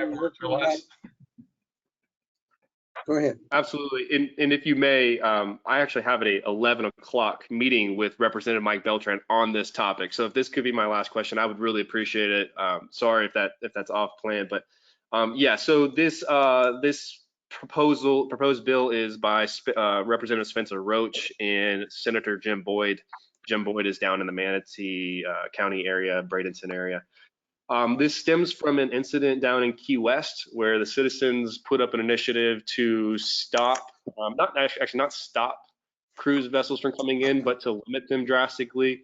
It was a citizens initiative that passed in November that would reduce the size of vessels that could come in, the amount of passengers that could come off a ship at a time, and the duration that they could sit there. So effectively, it kind of killed the cruise industry in Key West. The ships that they currently come in, or I'm sorry, pre-COVID would go in, would not be able to enter Key West now at this point. The citizens did that because they felt that it was negative on the business environment actually down there. The influx of tourism actually they felt wasn't helping the businesses and the such down there. So the Pilots Association, who again, the pilots are the group of people that jump on these ships and then steer them in and direct the ships to the port. They are leading this initiative to prevent this from happening elsewhere. If this bill were to be passed, that's their thought. Our concern, the Florida Ports Council's concern, and every other seaport across the state's concern is that if this bill were to be passed, it would create a statewide port authority, which we do not want by any means at all. Several other states have a statewide port authority because they only have one, maybe three, maybe two, maybe three ports, and they all specialize in certain things. And that's exactly what we do not want to have happening. As I mentioned, as the most diverse port in the state, we want to be able to increase our diversification. When incidents like coronavirus have happened, many of our other fellow ports across the state are hurting very badly because they specialize in cruise. And so they're losing 50, 70, 80% of their revenue, where meanwhile, Port Tampa Bay is actually, we've remained stable, we've remained flat in our income because we're so diverse. And we've even added new lines of businesses, such as that lumber line that I've mentioned. So if we are concerned that a statewide port authority structure could lead to a day where a governor in the future or whoever the Port Authority director may be could say, Port Tampa Bay, you're no longer importing fuel. You're no longer doing it. We're going to put that somewhere else. And 47% of the state's gasoline is no longer coming through Port Tampa Bay. It's going elsewhere. Or they might say, hey, you're no longer doing cruise. We're going to do all cruise out of Canaveral or all cruise out of Miami. So that's a concern to us. These businesses, these contracts and agreements take years to form, and we have actual port maritime experts on our staff that work diligently daily with companies internationally to secure these lines and have been working on them for years. So there's just huge concerns about an idea of the state taking this over when it's worked so well since the creation of the state of Florida as a local governance and local control model. It just seems very unnecessary, absolutely unnecessary. So what we're doing is we're meeting with different members. Like I just said, we're about to meet with Representative Mike Beltran, who is on the committee that is actually an House Committee, Transportation and Tourism Committee, that it's considering it tomorrow or later today. They're all starting to mesh together already. But so it's up for consideration in the House. So we'll speak with him. We're also meeting with the other local delegation members in the House as well, and then and we will speak with the Senator Jim Boyd tomorrow and notify him of our opposition, in addition to what the Ports Council has already done and every other port across the state has already done as well.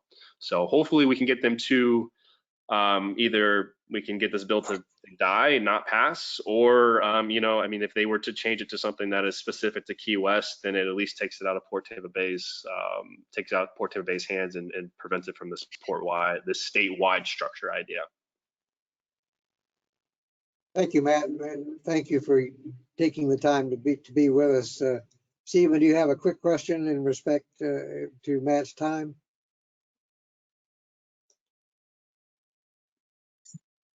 Yeah, I know we need to get going here, but you have an opportunity maybe to I know we need to get going here, but we have an opportunity to do something. I don't know if the board feels the same way, but I'm generally not a big state preemption.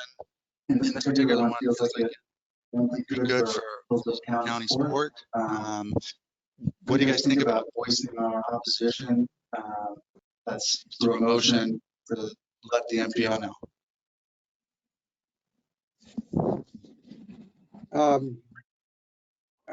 I suspect that Matt would welcome that. Why don't we bring that up under new business? Let Matt get on to his meeting with Representative Beltran, and we'll move on in our agenda if that's acceptable. Okay. Okay. Matt, thank you for your time. I have one. Yes. I have one very quick comment, please, if you don't mind. And this is just for the group. I don't want to hold Mr. Floyd up. This is just for our group. One of the things that he left out on the Key West issue is that with the cruise ships not entering the Key West port, studies found that the water quality, the water clarity was very much improved, and the fisheries returned. The amount of fishing, the amount of fish caught, the number of fish observed immediately around Key West had bounced back. And so obviously these are things that very much affect the local industries in that community. And so it wasn't just about, we don't want all those people on the cruise ships. There were some very far-ranging impacts associated with too many boats that caused this measure to be passed locally. I just wanted everyone to realize that there's a little bit more to it. Thank you. Yeah, good point. Thank you for that comment. If there's no objection, again, we'll thank Matt. He can move on to his other meeting, and we will move on to our next status report, which is the Hillsborough County School Board Route Program. Are we ready for that presentation? Diana's still here. Yes, I'm still here waiting for your command. Welcome. You'll be recognized, and if I may take a moment to ask Mr. Fernandez to allow me to pass him the gavel for this presentation. I need to step away for just a few moments, but thank you very much. Thank you.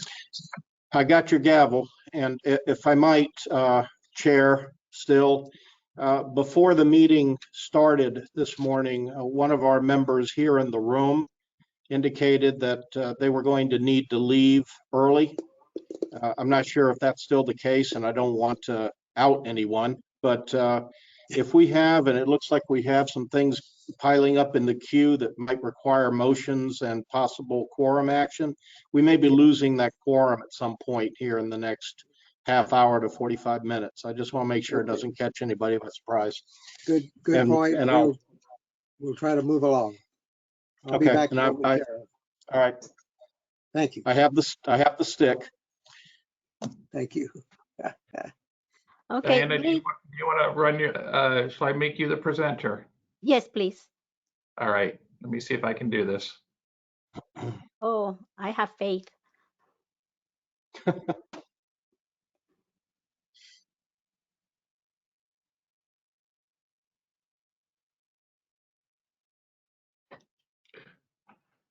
Okay, I think you're the presenter now. There you go.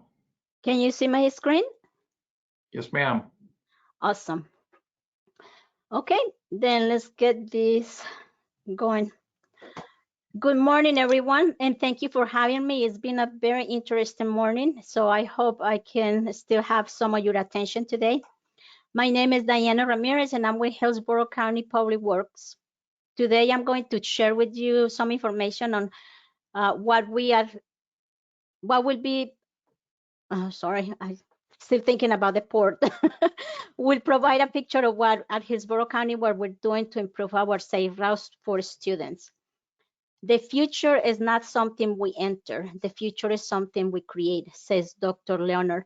Please ponder upon this message while we progress through our presentation. This is the outline of what I'll be sharing with you today. What prompted the need to revamp the Safe Routes to School program? What is and how was the prioritization methodology done? And what is and how was the project development process done? And finally, what are the next steps? What prompted the need to revamp the school route safety program? As some of you already know, the county has a system that receive and manage customer requests. For a school safety request, the process has been mostly responsive. This means that the county receives requests related to student safety and the issue gets investigated. And when it's feasible, the county implements improvements as soon as possible. If we can't implement improvements right away, then we create a project and it takes a little bit longer. The community requests for the student safety needs have considerably increased since two policy changes were implemented. The first change was in 2017 when courtesy busing was removed for all students that no longer met hazardous walking conditions within the 2-mile walking distance as defined by Florida statute. And the second change was in 2018 when the new belt changes were implemented. And I think I was falling behind. Okay. Why are these two changes so significant and why did they cause such a considerable increase on safety concerns reported to the county? As it is expected, the reduction of courtesy busing service increased the number of students who walk to school. And the belt time changes resulted in elementary students walking to school during those hours in winter time. But not only the elementary school students were affected, these also impacted middle and high school students who walk early to school for breakfast or other needs. After these two changes took effect, it was evident that the school route safety program needed a new direction. And in an effort for the county to keep students safe, the county decided to take a more proactive stand. As I mentioned before, the school route safety program was mostly a responsive one. Now we added a proactive component, which includes a prioritization methodology. The prioritization methodology is a data-driven process. Let's see what prioritization methodology and project development are about. Okay, the prioritization methodology includes three main steps: determining the inventory, prioritizing the inventory, and resolving the overlap of the 2-mile attendance areas. Let's see how we did with the inventory. The MPO, in collaboration with Hillsborough County Schools, did a study and created a report that you can see the front page here is named a School Safety Study. This was finalized in 2018. And thanks to the MPO, this study, we were able to inventory the schools in a more efficient manner. With the data from the report, we were able to start to inventory and prioritize all the schools. The study identified a total of 268 schools, from which 132 were screened for the school route safety program. The prioritization was also based on the school scores from the MPO school safety study. The 132 schools that were screened were also listed and prioritized using the scores from the study report.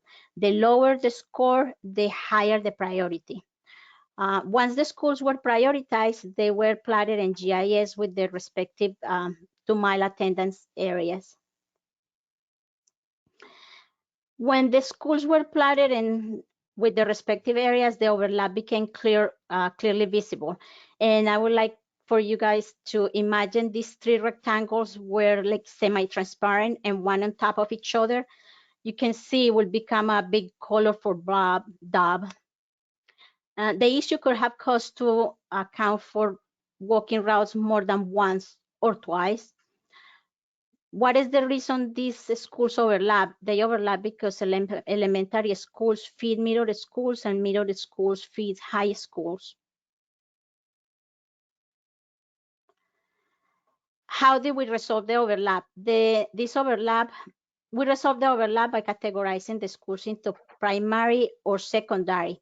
A primary school overlaps the 2-mile attendance radius of the secondary school by as much as 85% or more.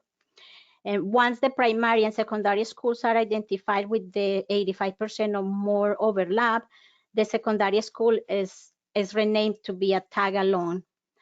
The primary school is grouped with its tag-along to be studied together as for one project. Using this technique gives three main advantages.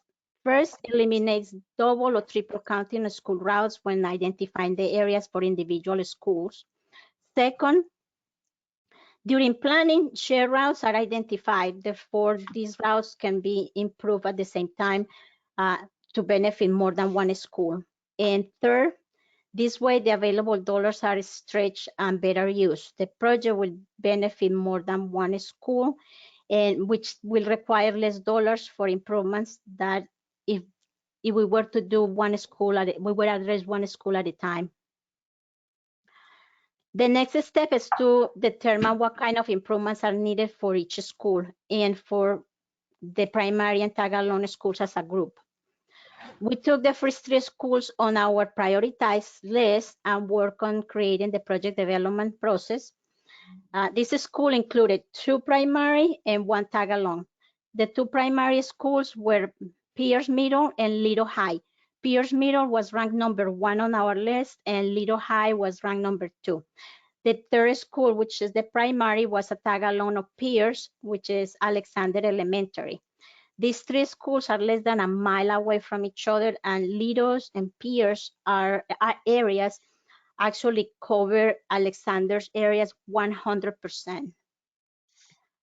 This is a very densely populated area and a large number of students walk and road to school, which it was a perfect opportunity to carry the implementation of the new process. The project development process required a lot more steps, which you can see by the flow chart in here, and I'm not going to go through each one since we are kind of short on time. I'm going to go through some of them as we go to the next slide. Okay, the first step of this process was the project development process and was the step analysis, which consisted of collecting and analyzing GIS and field data. Once the GIS and field data are collected, they are used to determine routes which are high, moderate, and low demand routes.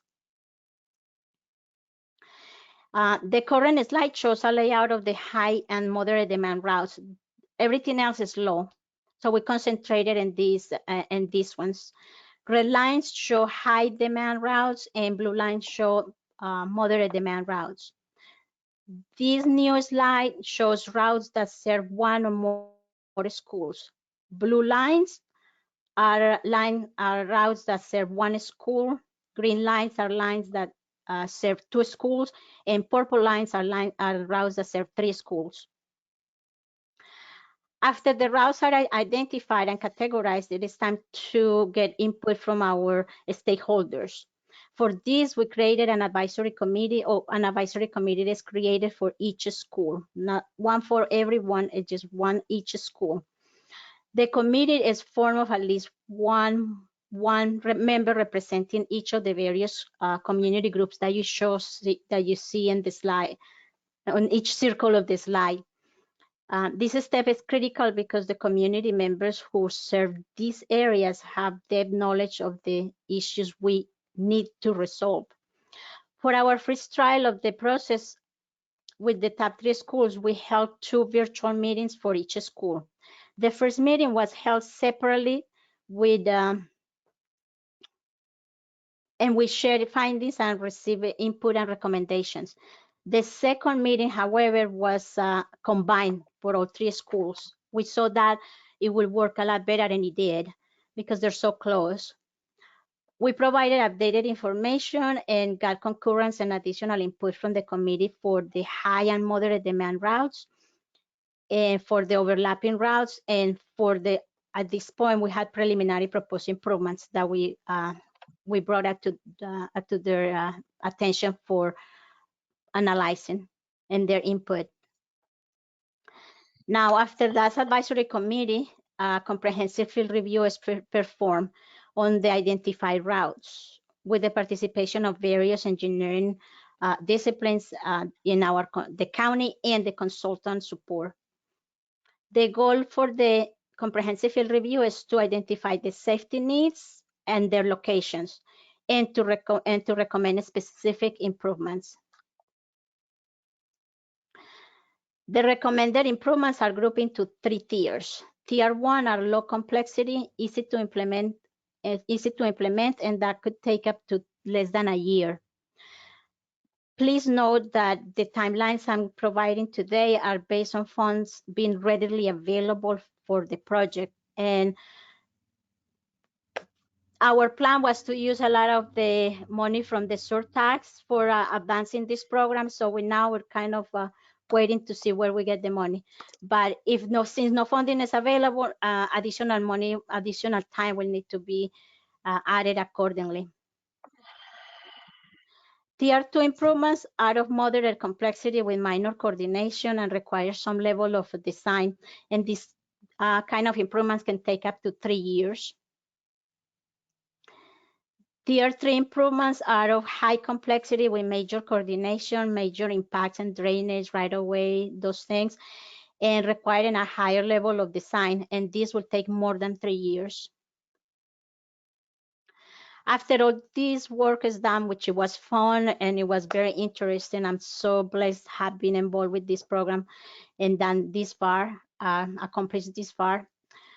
The community engagement phase 2 was next. And we did one for the 3 schools, and it was virtual last December. I hope many of you participated, or at least knew about it. The MPO helped us get the news out there. The main goal for the outreach is to include the entire community, the residents, the schools, the parents, the community groups, etc. At this event, we shared and informed about improvements and also inquired for additional input on the ongoing project. This flowchart shows just the different stages that we went through to get us to here and where we're heading. We already went through what has been done. Yeah, that's the right one. We already went through what we have done up to date. Now, where are we now? We are currently finalizing the project development process for the 3 schools. And with this, ACOM is developing the tier 1, 2, and 3 preliminary plans and the preliminary cost estimate along with a feasibility report. All these tasks are expected to be finalized in mid-April. The county is planning to implement tier 1 improvements this coming summer. And the county is currently pursuing funding for tier 2 and tier 3 design and construction.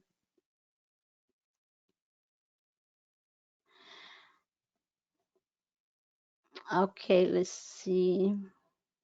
What is next? Since we now have established guide, the county is going to repeat the process with the next schools on the prioritized list. Those are, and you see them in pairs because the first one is the primary that I talk about, and the second one is the tag-along that is overlapped by the primary by 85% or more. So it's King High and Robles Elementary, Guider High and Claywell Elementary, Brandon High and Limona Elementary. I like to trigger your memory a little bit. Do you remember the quote at the beginning of the presentation by raise of hands? Awesome, like, thank you, Barbara. Okay, for those who don't, the quote said, the future is now, the future is not something we enter, the future is something we create.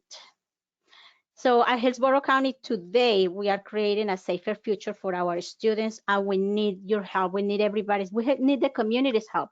It is going to take a lot of effort to get us there. So lastly, I'd like to conclude this presentation with another quote, but this time from Mahatma Gandhi. It says, the future depends on what we do in the present. And with this, I open for any questions, and thank you.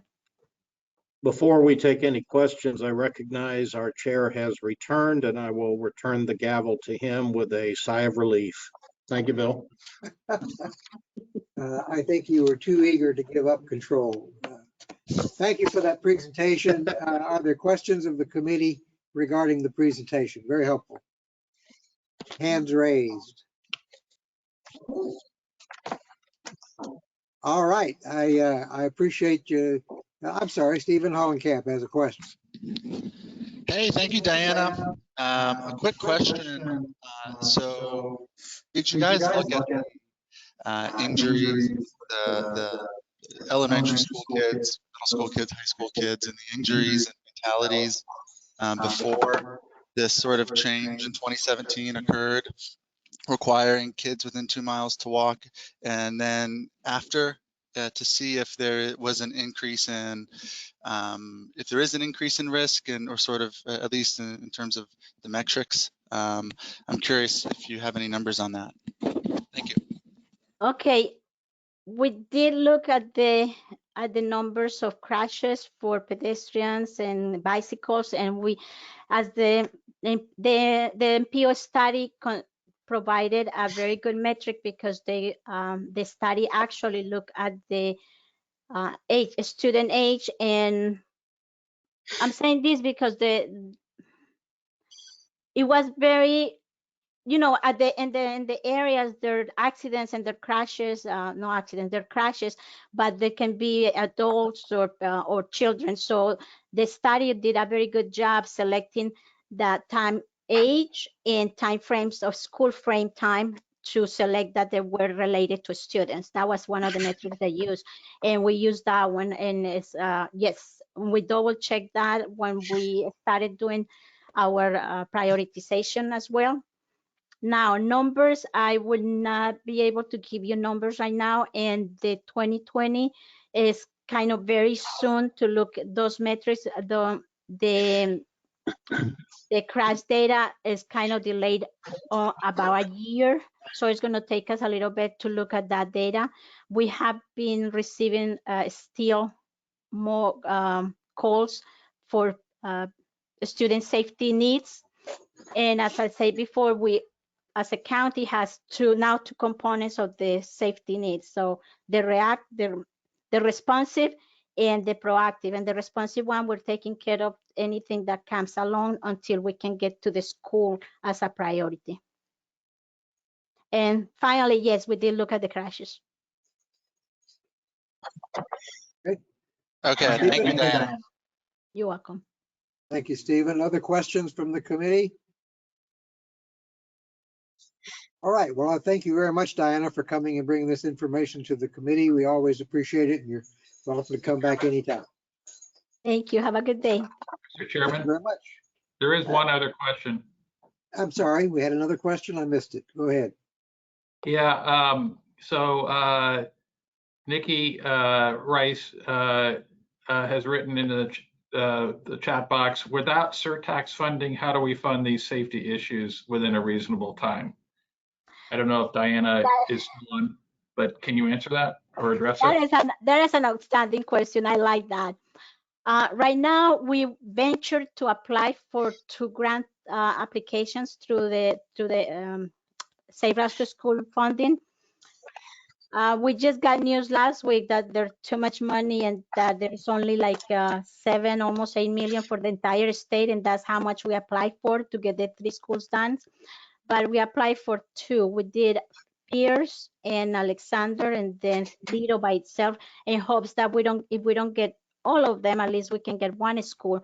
So we're going to start conversing with FDOT while they review the application some more and see if we can get some of that. So one of the strategies is to apply for these funds wherever we can.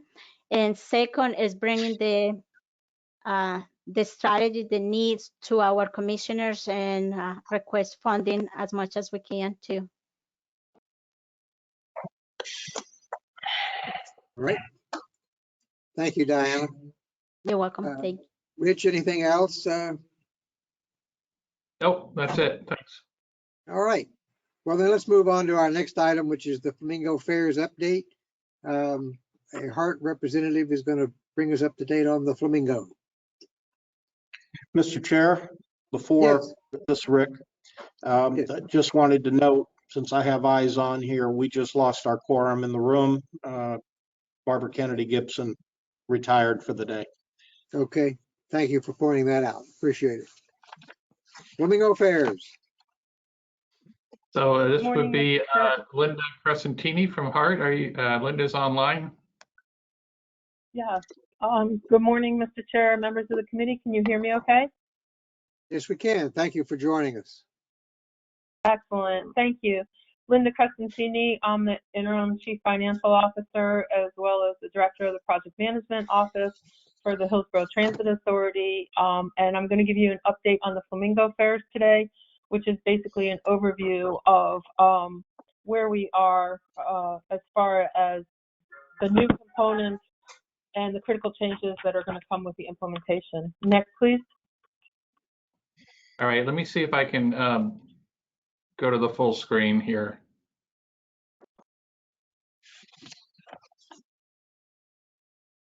What are you seeing? Is it full screen? It came on, but then it went back to the one with the notes. All right, hold on.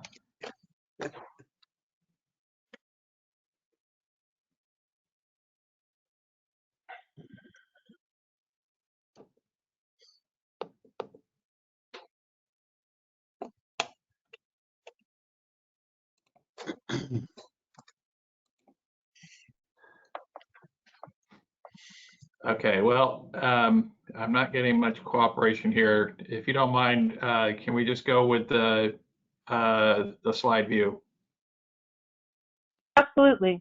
And I don't always follow the notes anyhow, so that's okay. Okay, so what we're going to talk about on the agenda is basically what is the Flamingo Fair system, the benefits of the program, the features and distribution networks, the support system, the e-fair timeline, expenses, availability, the Tableau Dash reporting, Title VI compliance and marketing. And don't worry, I will skip through some of these as we move on for respectful of time. So with that said, the next slide, please. So what is Flamingo? Flamingo is the brand name of the electronic fare payment system for the region. It's an account-based system, so all of the value is stored in the account. It's not necessarily stored on your iPhone or your hard card, but the ability of this system gives us a contactless smart card, which is to the left, the mobile app, whether it's Android or Apple, and then a new and improved way, which will be electronic payment, either Google Pay, Apple Pay, Apple Watches, etc. Next, please. So the two different ways that are currently up and operational is the Flamingo app, the smartphone application. You can download this under Flamingo Fairs and Google Play and the Apple Store. And currently, you can also purchase the card at our customer service centers. There is a one-time $3 cost for the card. And as we get into the retail networks, a lot more locations will be available, but it is available right now at our customer service centers. Next, please.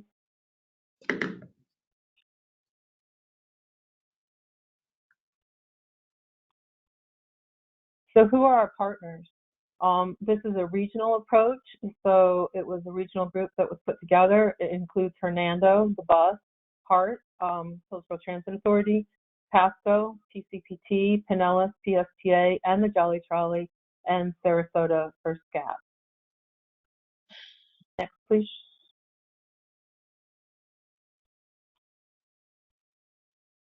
So with that, there are a lot of benefits. Fare capping is the biggest benefit besides balance protection. And in fare capping, our underserved community, a lot of times they can't afford a monthly pass. They can't afford sometimes a daily pass. So what this allows is you to cap out once you hit the maximum. So a monthly max for if you don't have special fare or discount fare would be $65. And this is about a little over halfway through the month. I think it's on day 18. So this gives our the underserved community the ability to recognize that savings after they hit that monthly max. They won't be charged for the rest of the month. And it also is available for the daily. So once you hit that $4 max in Hillsborough County, it's different in Pinellas. Once you hit that $4 max in Hillsborough, you won't pay anymore for the rest of the day, no matter how long you ride. Again, I said that the balance protection is huge. Lost, stolen cards, you lose your iPhone, you want to change your phone out, you get a new phone for Christmas. That's the stored account. As long as you create that account or memorize your account number, if you don't want to register your card, that gives you that balance protection. And for us, it actually helps with faster boarding time. It's contactless. In the day of COVID, there's no money that's exchanging hands. You walk up to the validator, it says tap. You really don't even have to tap. You just move your phone close to the validator, and you won't have to worry about having cash or being prepared to pay in advance. Next, please. So there's fare structure changes. Currently, our board approved in December a 6-month transition time, at which time we are transitioning from our current fare structure to our new fare structure. And Flamingo, since it's an account-based system, you're not really purchasing day passes. You're loading value onto your card. So we were able to streamline a lot of the passes that we had when you had to use paper cards. We are discontinuing the magnetic stripe and the paper passes. These really didn't serve the community well anyhow, because as soon as they got a drop of water on it, it was invalid, or somebody folded it to put it into their wallet. Another change is the $3 one-time fee that we would have to charge for the smart card. They'll last a couple of years as long as you don't lose them. And then the fare capping with the daily and monthly. This is actually reducing revenue from HART, but it is something that will serve our community well. There is a minimum load of $5 if you're buying online through the mobile app or the website and the retail stores, and we'll talk more about the retail stores in a second. Next, please. So we still do have our discounted fare for our customers who are eligible. They do need to meet the eligibility requirements. With this, it also helps our customers because whether they have disabilities or they qualify for other programs, they always had to carry an ID card around with them, and they don't have to do that anymore because this is their ID card. On the front of the Flamingo card is their regular fare, and then they have their ID on the back. So as they tap, they just flip the card over. And this will be a huge benefit to our ADA community. Next, please.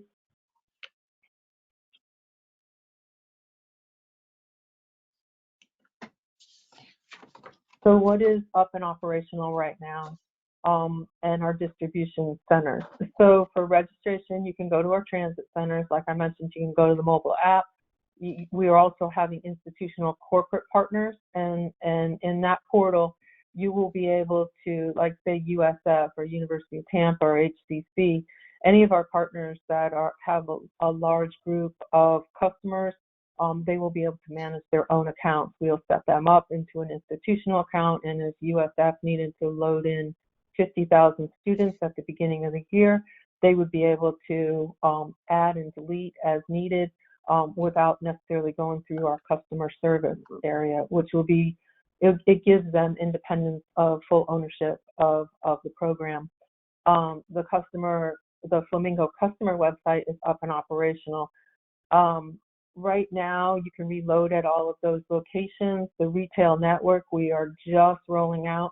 We have our 25 pilot program, mostly mom and pop stores, but any place that you see those J racks, the J hooks, like in Publix when you're buying gift cards, whether it's Olive Garden or Burger King, whatever you go and buy, you'll be able to buy a Flamingo program card, and you can replenish it at that agency, or if you don't want to do it at the point of purchase, when you do go to your next 7-Eleven, Circle K, Amscot, you would be able to reload there.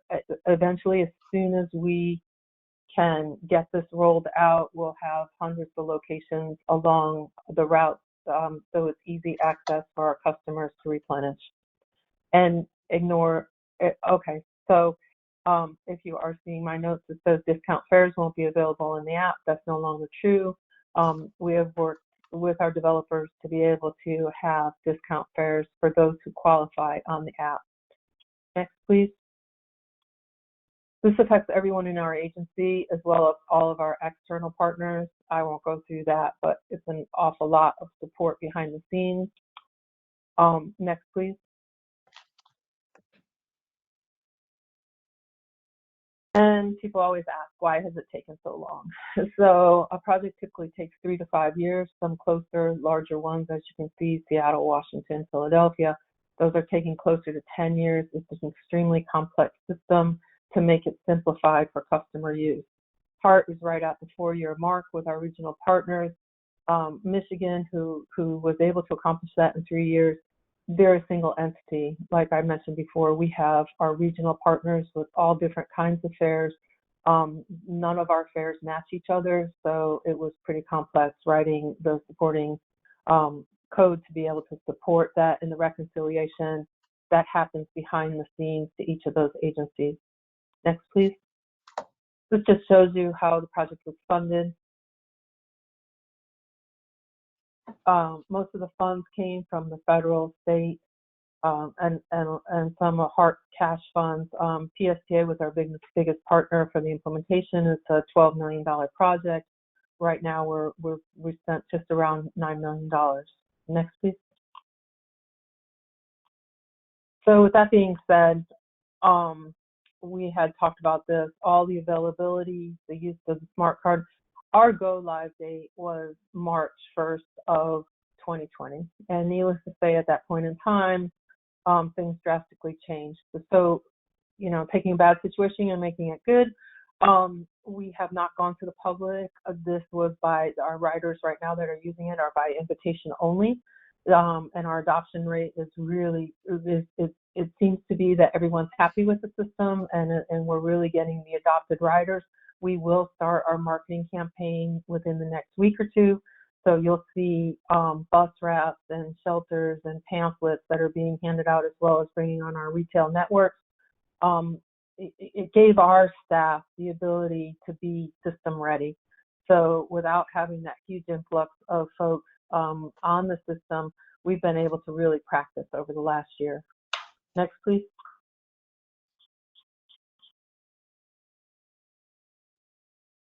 So the data that's driven from this is really helpful. It'll help our marketing team to establish where usage is. We have hot maps that will show us if we have an underserved area, we can target that specifically. So the data that's generated from this and the usage, whether folks are using, and like I said, what you see here, this is with no advertisement whatsoever. So you could see that the adoption rate is pretty good even without any advertisement. Next, please.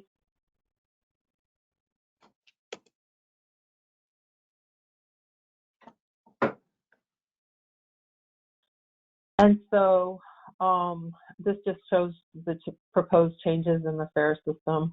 I hit the highlights of that. So next, please.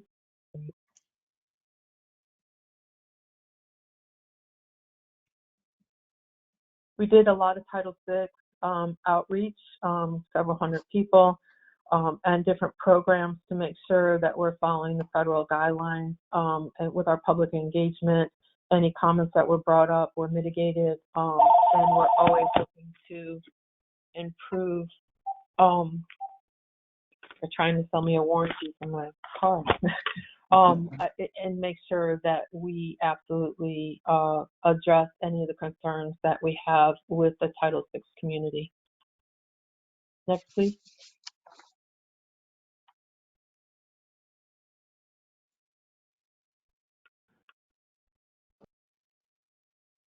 And like I mentioned, our marketing team is really trying to do a good job of teaching the public what is Flamingo, why should you transition, why does it make sense if you can't afford a monthly pass to purchase the $3 card, because it will save you, could save you possibly hundreds of dollars in the future with the fare capping. So we have an educational process that we're going through for the next 6 months until we're fully transitioned from our current fare structure to our new fare structure as of July 1st. And with that, I think the last slide is for questions or comments. Great, thank you, Linda. That's very informative. I have some comments, but Amy, you have a question? Yes, thank you for the presentation. I have two questions because this presentation was given also in November of 2019. Obviously, you've come a lot farther since then. But one question from back then said that you were going to integrate with One Bus Away. Yeah, have you and it has. Okay. And then the second question is, since you are getting rid of the paper cards on July 1st, what happens if people still have those cards? Can they turn them in? Can they still get credit? So we are just not selling paper cards anymore. The cards, you could still use those cards if you have them. I think we were talking about 6 months to a year. The paper passes don't last much longer than that anyhow, unfortunately, but we just will not be selling them anymore. If you have them, you can still use them. And probably at the end, if someone still did, they could go to our customer service window and let folks know that they will no longer be using those cards. So we want to help with an easy transition and make it fair to our customers. Thank you. Thank you, Amy. Other questions? Anything on the phone line, Rich? I don't see any questions pending. Linda, I want to thank you for giving us this update. This is truly a remarkable regional effort, and I applaud HART for working so hard to move it along on a timely basis. I know it hasn't been easy, and we wish you the best of luck. If there's any way this committee can assist you through recommendations to the MPO, please don't hesitate to come back and ask, and keep us posted on how the rollout goes. I absolutely will. Thank you for inviting me. All right. Thank you very much. Committee members, the next item on our agenda is the history of discrimination planning in Hillsborough County.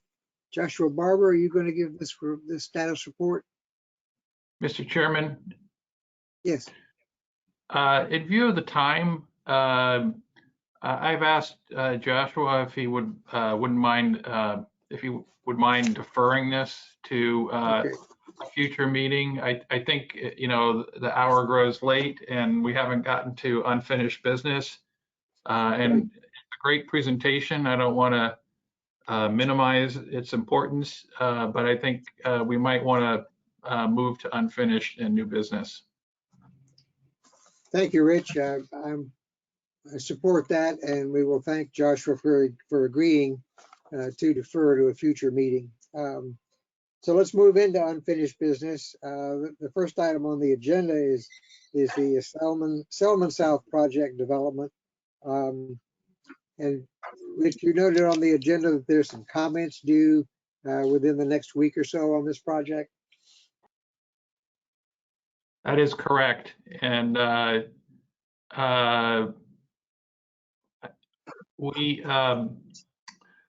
can certainly discuss if you'd like as a group. I think you've lost an in-person quorum, so I don't think we can take action, but if there are concerns or questions, we can certainly note them.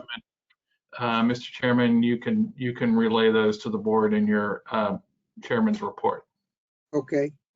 If the committee wants to discuss this, let's take a few moments to at least hit the highlights on it. Is there going to be a presentation, or is it simply an open discussion, Rich? Well, it's not a presentation, but I did include a fairly descriptive, I guess briefing kit would be the best way to put it. Right. That is in the packet. Essentially, the recommended preferred alternative is to expand the South Selman from 4 to 6 lanes in the interim and ultimately to 8 lanes. It would be within their existing right-of-way, so there would be no right-of-way, additional right-of-way required. Okay, comments. Rick Fernandez, you had a comment or question? Yes, thank you, Chair. This project has come before the committee previously. I can't put a date on it in my mind right now, but probably at least a year ago. I noted my opposition at that time for the same reasons that I've noted opposition to roadway widening projects for the last 5 years.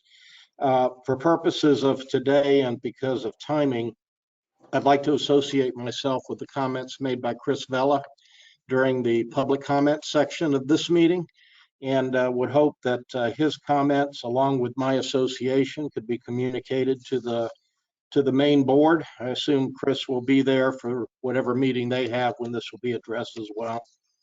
Given the fact we can't take any action formally, I guess that's as far as I can go.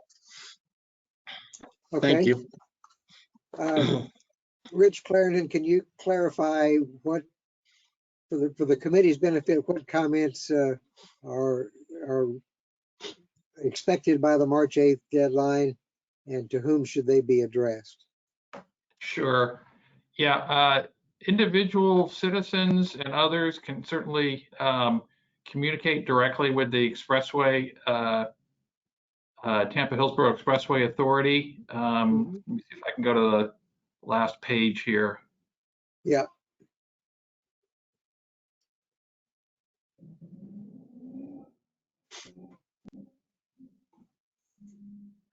There we go.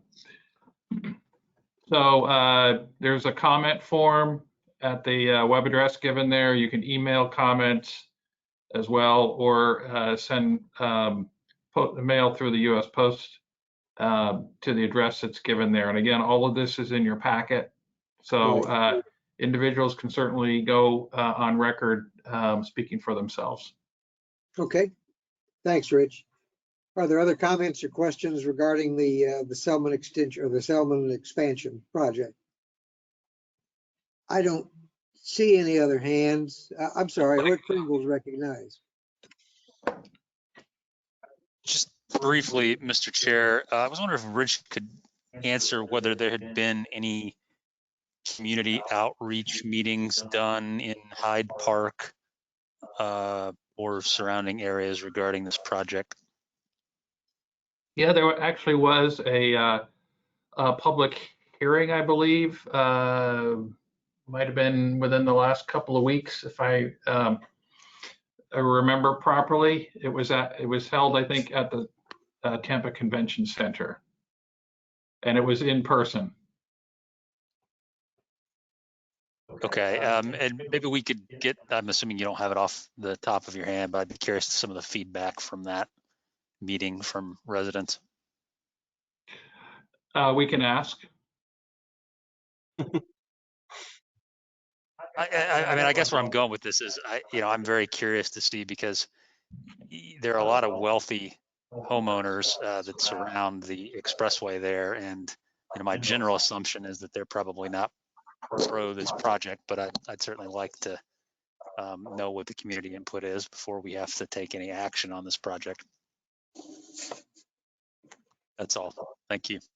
So I think, Hoyt, if I may ask Rich to send out to the committee where we might be able to view a summary of the comments, or actually view the public outreach meeting at the convention center, rather than waiting for our next meeting, because the comment period will have ended. Rich, is that something we think we could tackle? I will go endeavor to find if we can either get a summary or better a link to the proceedings at that public hearing. Good.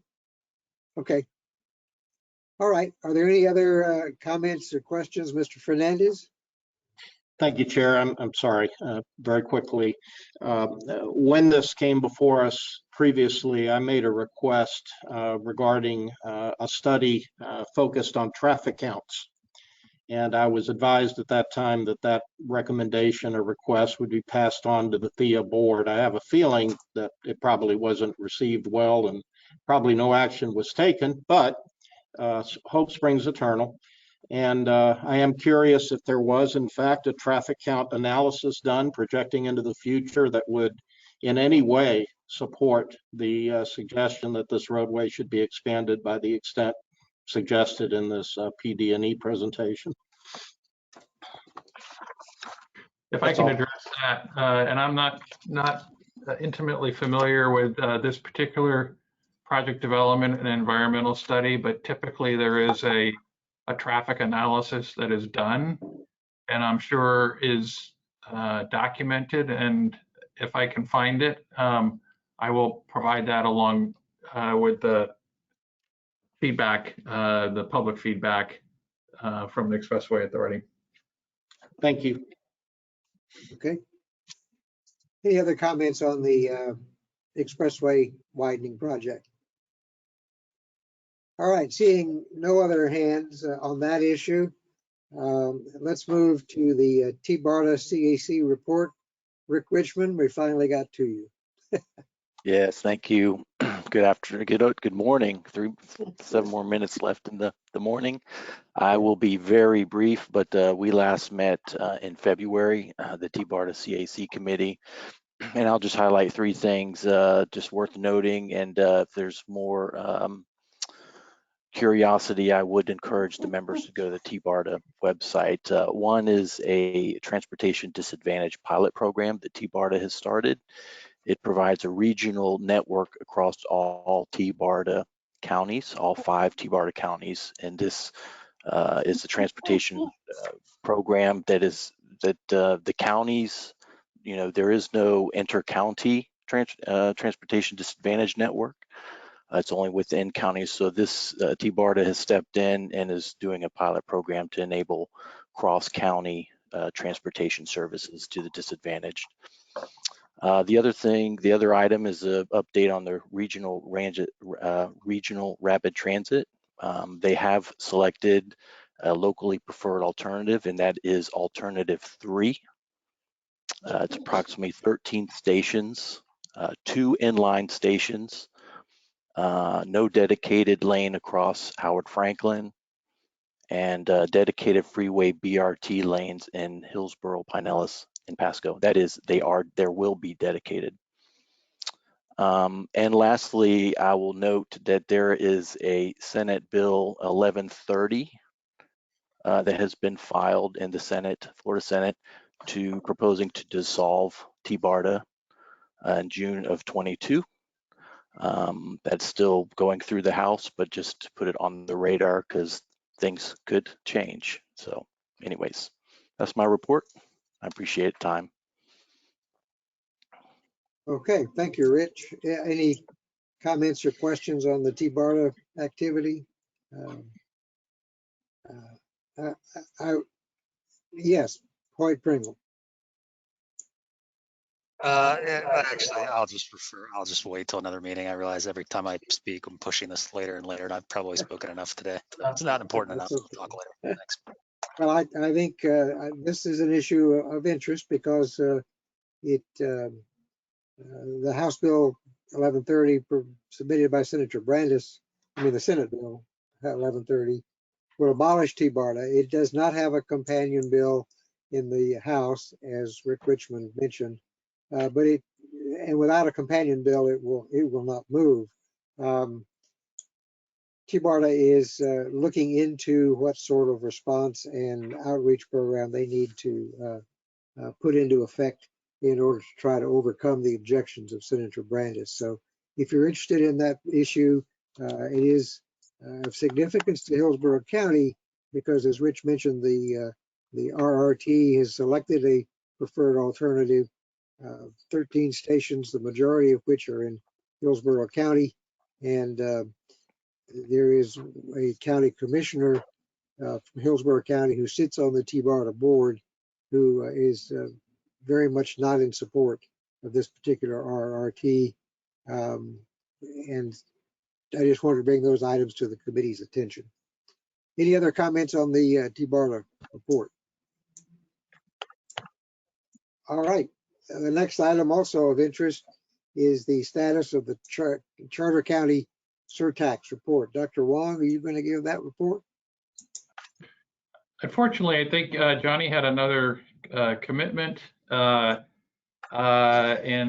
so I don't think he's able to join us. When we put this agenda together, the Supreme Court had not issued its ruling. It has now, and I think it's probably pretty widely known that the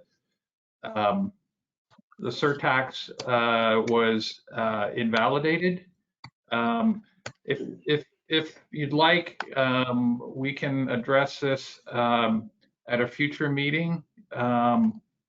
And I would also maybe suggest that item D, the following, the status of the 275 Boulevard concept, perhaps also could be deferred to the next meeting in view of the time.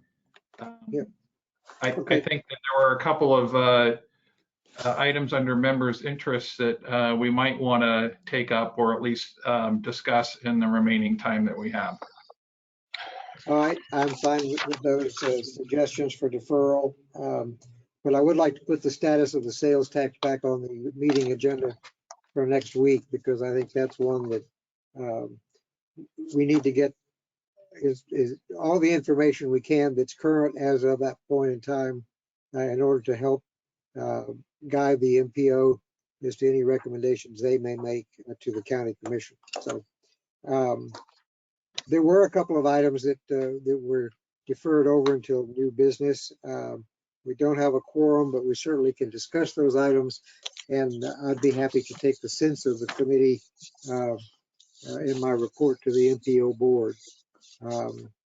One of those was the consideration of the open position for the under 30 representative. Rick Fernandez, you want to discuss it or something else?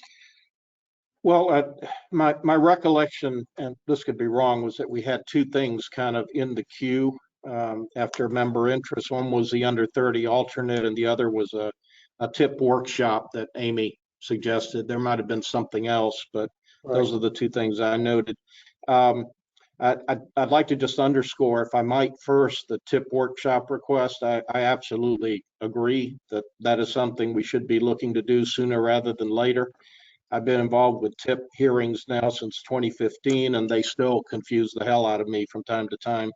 And we have new members on our committee. So for them, what we're about to do in the next 2 months is going to be a travel through unknown territory. So if we could do something for them this month, maybe even, certainly by early April, that would be great. The under 30 alternative or alternate, I underscore that. I mean, I made the recommendation. I'll only say I do have a concern with the remaining candidate. I don't know if he's still with us or not, but Mr. Knudsen. It's a concern I voiced at the last meeting regarding apparent conflict of interest because of his employment. And while I do think having an alternate for the under 30 slot would be a good thing to do, I'm not sure he's the one to do it. So I'll leave that there, but those are my comments. Thank you, Rick. And I think that the proposal made earlier in our meeting was to consider forming a subcommittee to try to analyze the tip and thereby help our committee work through our analysis in the April and May time period. I'd like to ask the committee if they are in agreement to that, and if you would be interested in serving on that committee or that subcommittee. I think it should be a very more of a manageable size. I don't want to make it a committee of the whole, but if you would convey your interest in serving on the subcommittee to analyze the tip this year and bring back some information and reports and possibly recommendations to our CAC prior to the May analysis, I think that would be helpful. Rich, is that a process you're comfortable administering? Sure. I just want to, I guess, clarify, because I think there's two different things that, as I understood Amy's proposal, and she can speak for herself and correct me, but I think one was just understanding the process and clarifying that. And then the other is, the content of the Transportation Improvement Program and what projects are proposed, what priorities are proposed. That's more substantive rather than process. I think we can address both. I think it would be, as you said, more workable, especially on understanding the process and putting together some information that might help members, all members, whether they're new or not, understand the process. That's probably something that's not appropriate for a full committee, but I would suggest that, like we've done in years past, if we want to schedule an evening workshop to talk about the content of the TIP sometime in the May timeframe, we can certainly do that. I think that's, at least from my vantage point, worked well in the past. But I'm open to suggestion. I would only say in conclusion that as chairman, Bill, you can appoint a committee, an ad hoc committee right now if you'd like, but seek volunteers and appoint a committee, but I'm open to suggestion. Okay, well, they're good points, Rich. And I see Amy has her hand up. I'm sorry, was there a comment? I think Amy had her hand up.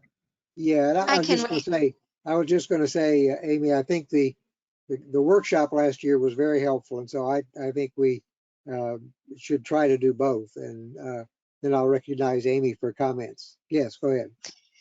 Yeah, my suggestion is really to start overlapping some information. So I know we have tools that exist already, but from my notes from last meeting, there was a good example is when we have these projects, where do they overlap with communities of concern? So that's the kind of information that I'm talking about. I understand the process comment, but I do think it's important to reflect all the agencies that are involved with the prioritization, because I don't feel like that's very clear always. So I'm open to recommendations. And the last thing, can you hear me? Did I just lose? No, you're on. Oh, okay. You're still here. Sorry. There is not an echo anymore. So, and the last thing is, my term is up for reappointment next month. So regardless as to what happens with that, I will be committed to follow this committee through, regardless as to whether I'm reappointed or not. Good. Well, thank you, Amy. And I would like to ask you to chair this subcommittee. I think it's a very worthwhile endeavor if you're agreeable. Yes. Are there thank you. Are there members of the CAC that would like to volunteer at this time to serve with Amy on this subcommittee? I think it'd be good if we had 3 to 5 members. David Bailey, did I see your hand? Mr. Bailey volunteers. Any others interested? Bill, I can do it. I'd like to join. This is And who's Beatrice. that? Beatrice. Oh, yeah. Yeah. Okay. All right. Thank you. Rich. And I see Carolyn Brown has her hand up. Good. Okay, Carolyn. That gives us 4. Is there possibly one more member? I'll jump on there. I see This is Stephen. Terrence, if you want. I'm sorry. Oh, I was sorry. I was muted. I was saying that this is Terrence. I'd volunteer. All right, Terrence, we'll appoint you to that subcommittee. So that gives us 5. And if you will coordinate, Amy, if you'll coordinate with Rich to set up a meeting fairly soon. It's early March, but time has a way of getting away from us. Let's look at all those aspects that you've raised, including not just the process, so that our committee can have a good understanding of it, but also the content as we begin to receive that probably next month for analysis. Okay. Thank you. All right. Thank you all for Mr. Chair, if I may. Yes. Who's that? It's related. This is Terrence. Terrence, go ahead.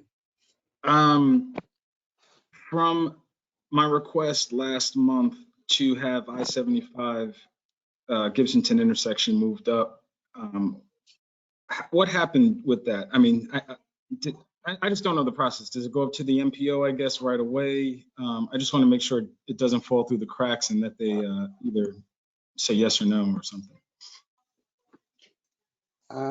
I'm going to have to go from memory, but we did pass that recommendation on to the MPO board.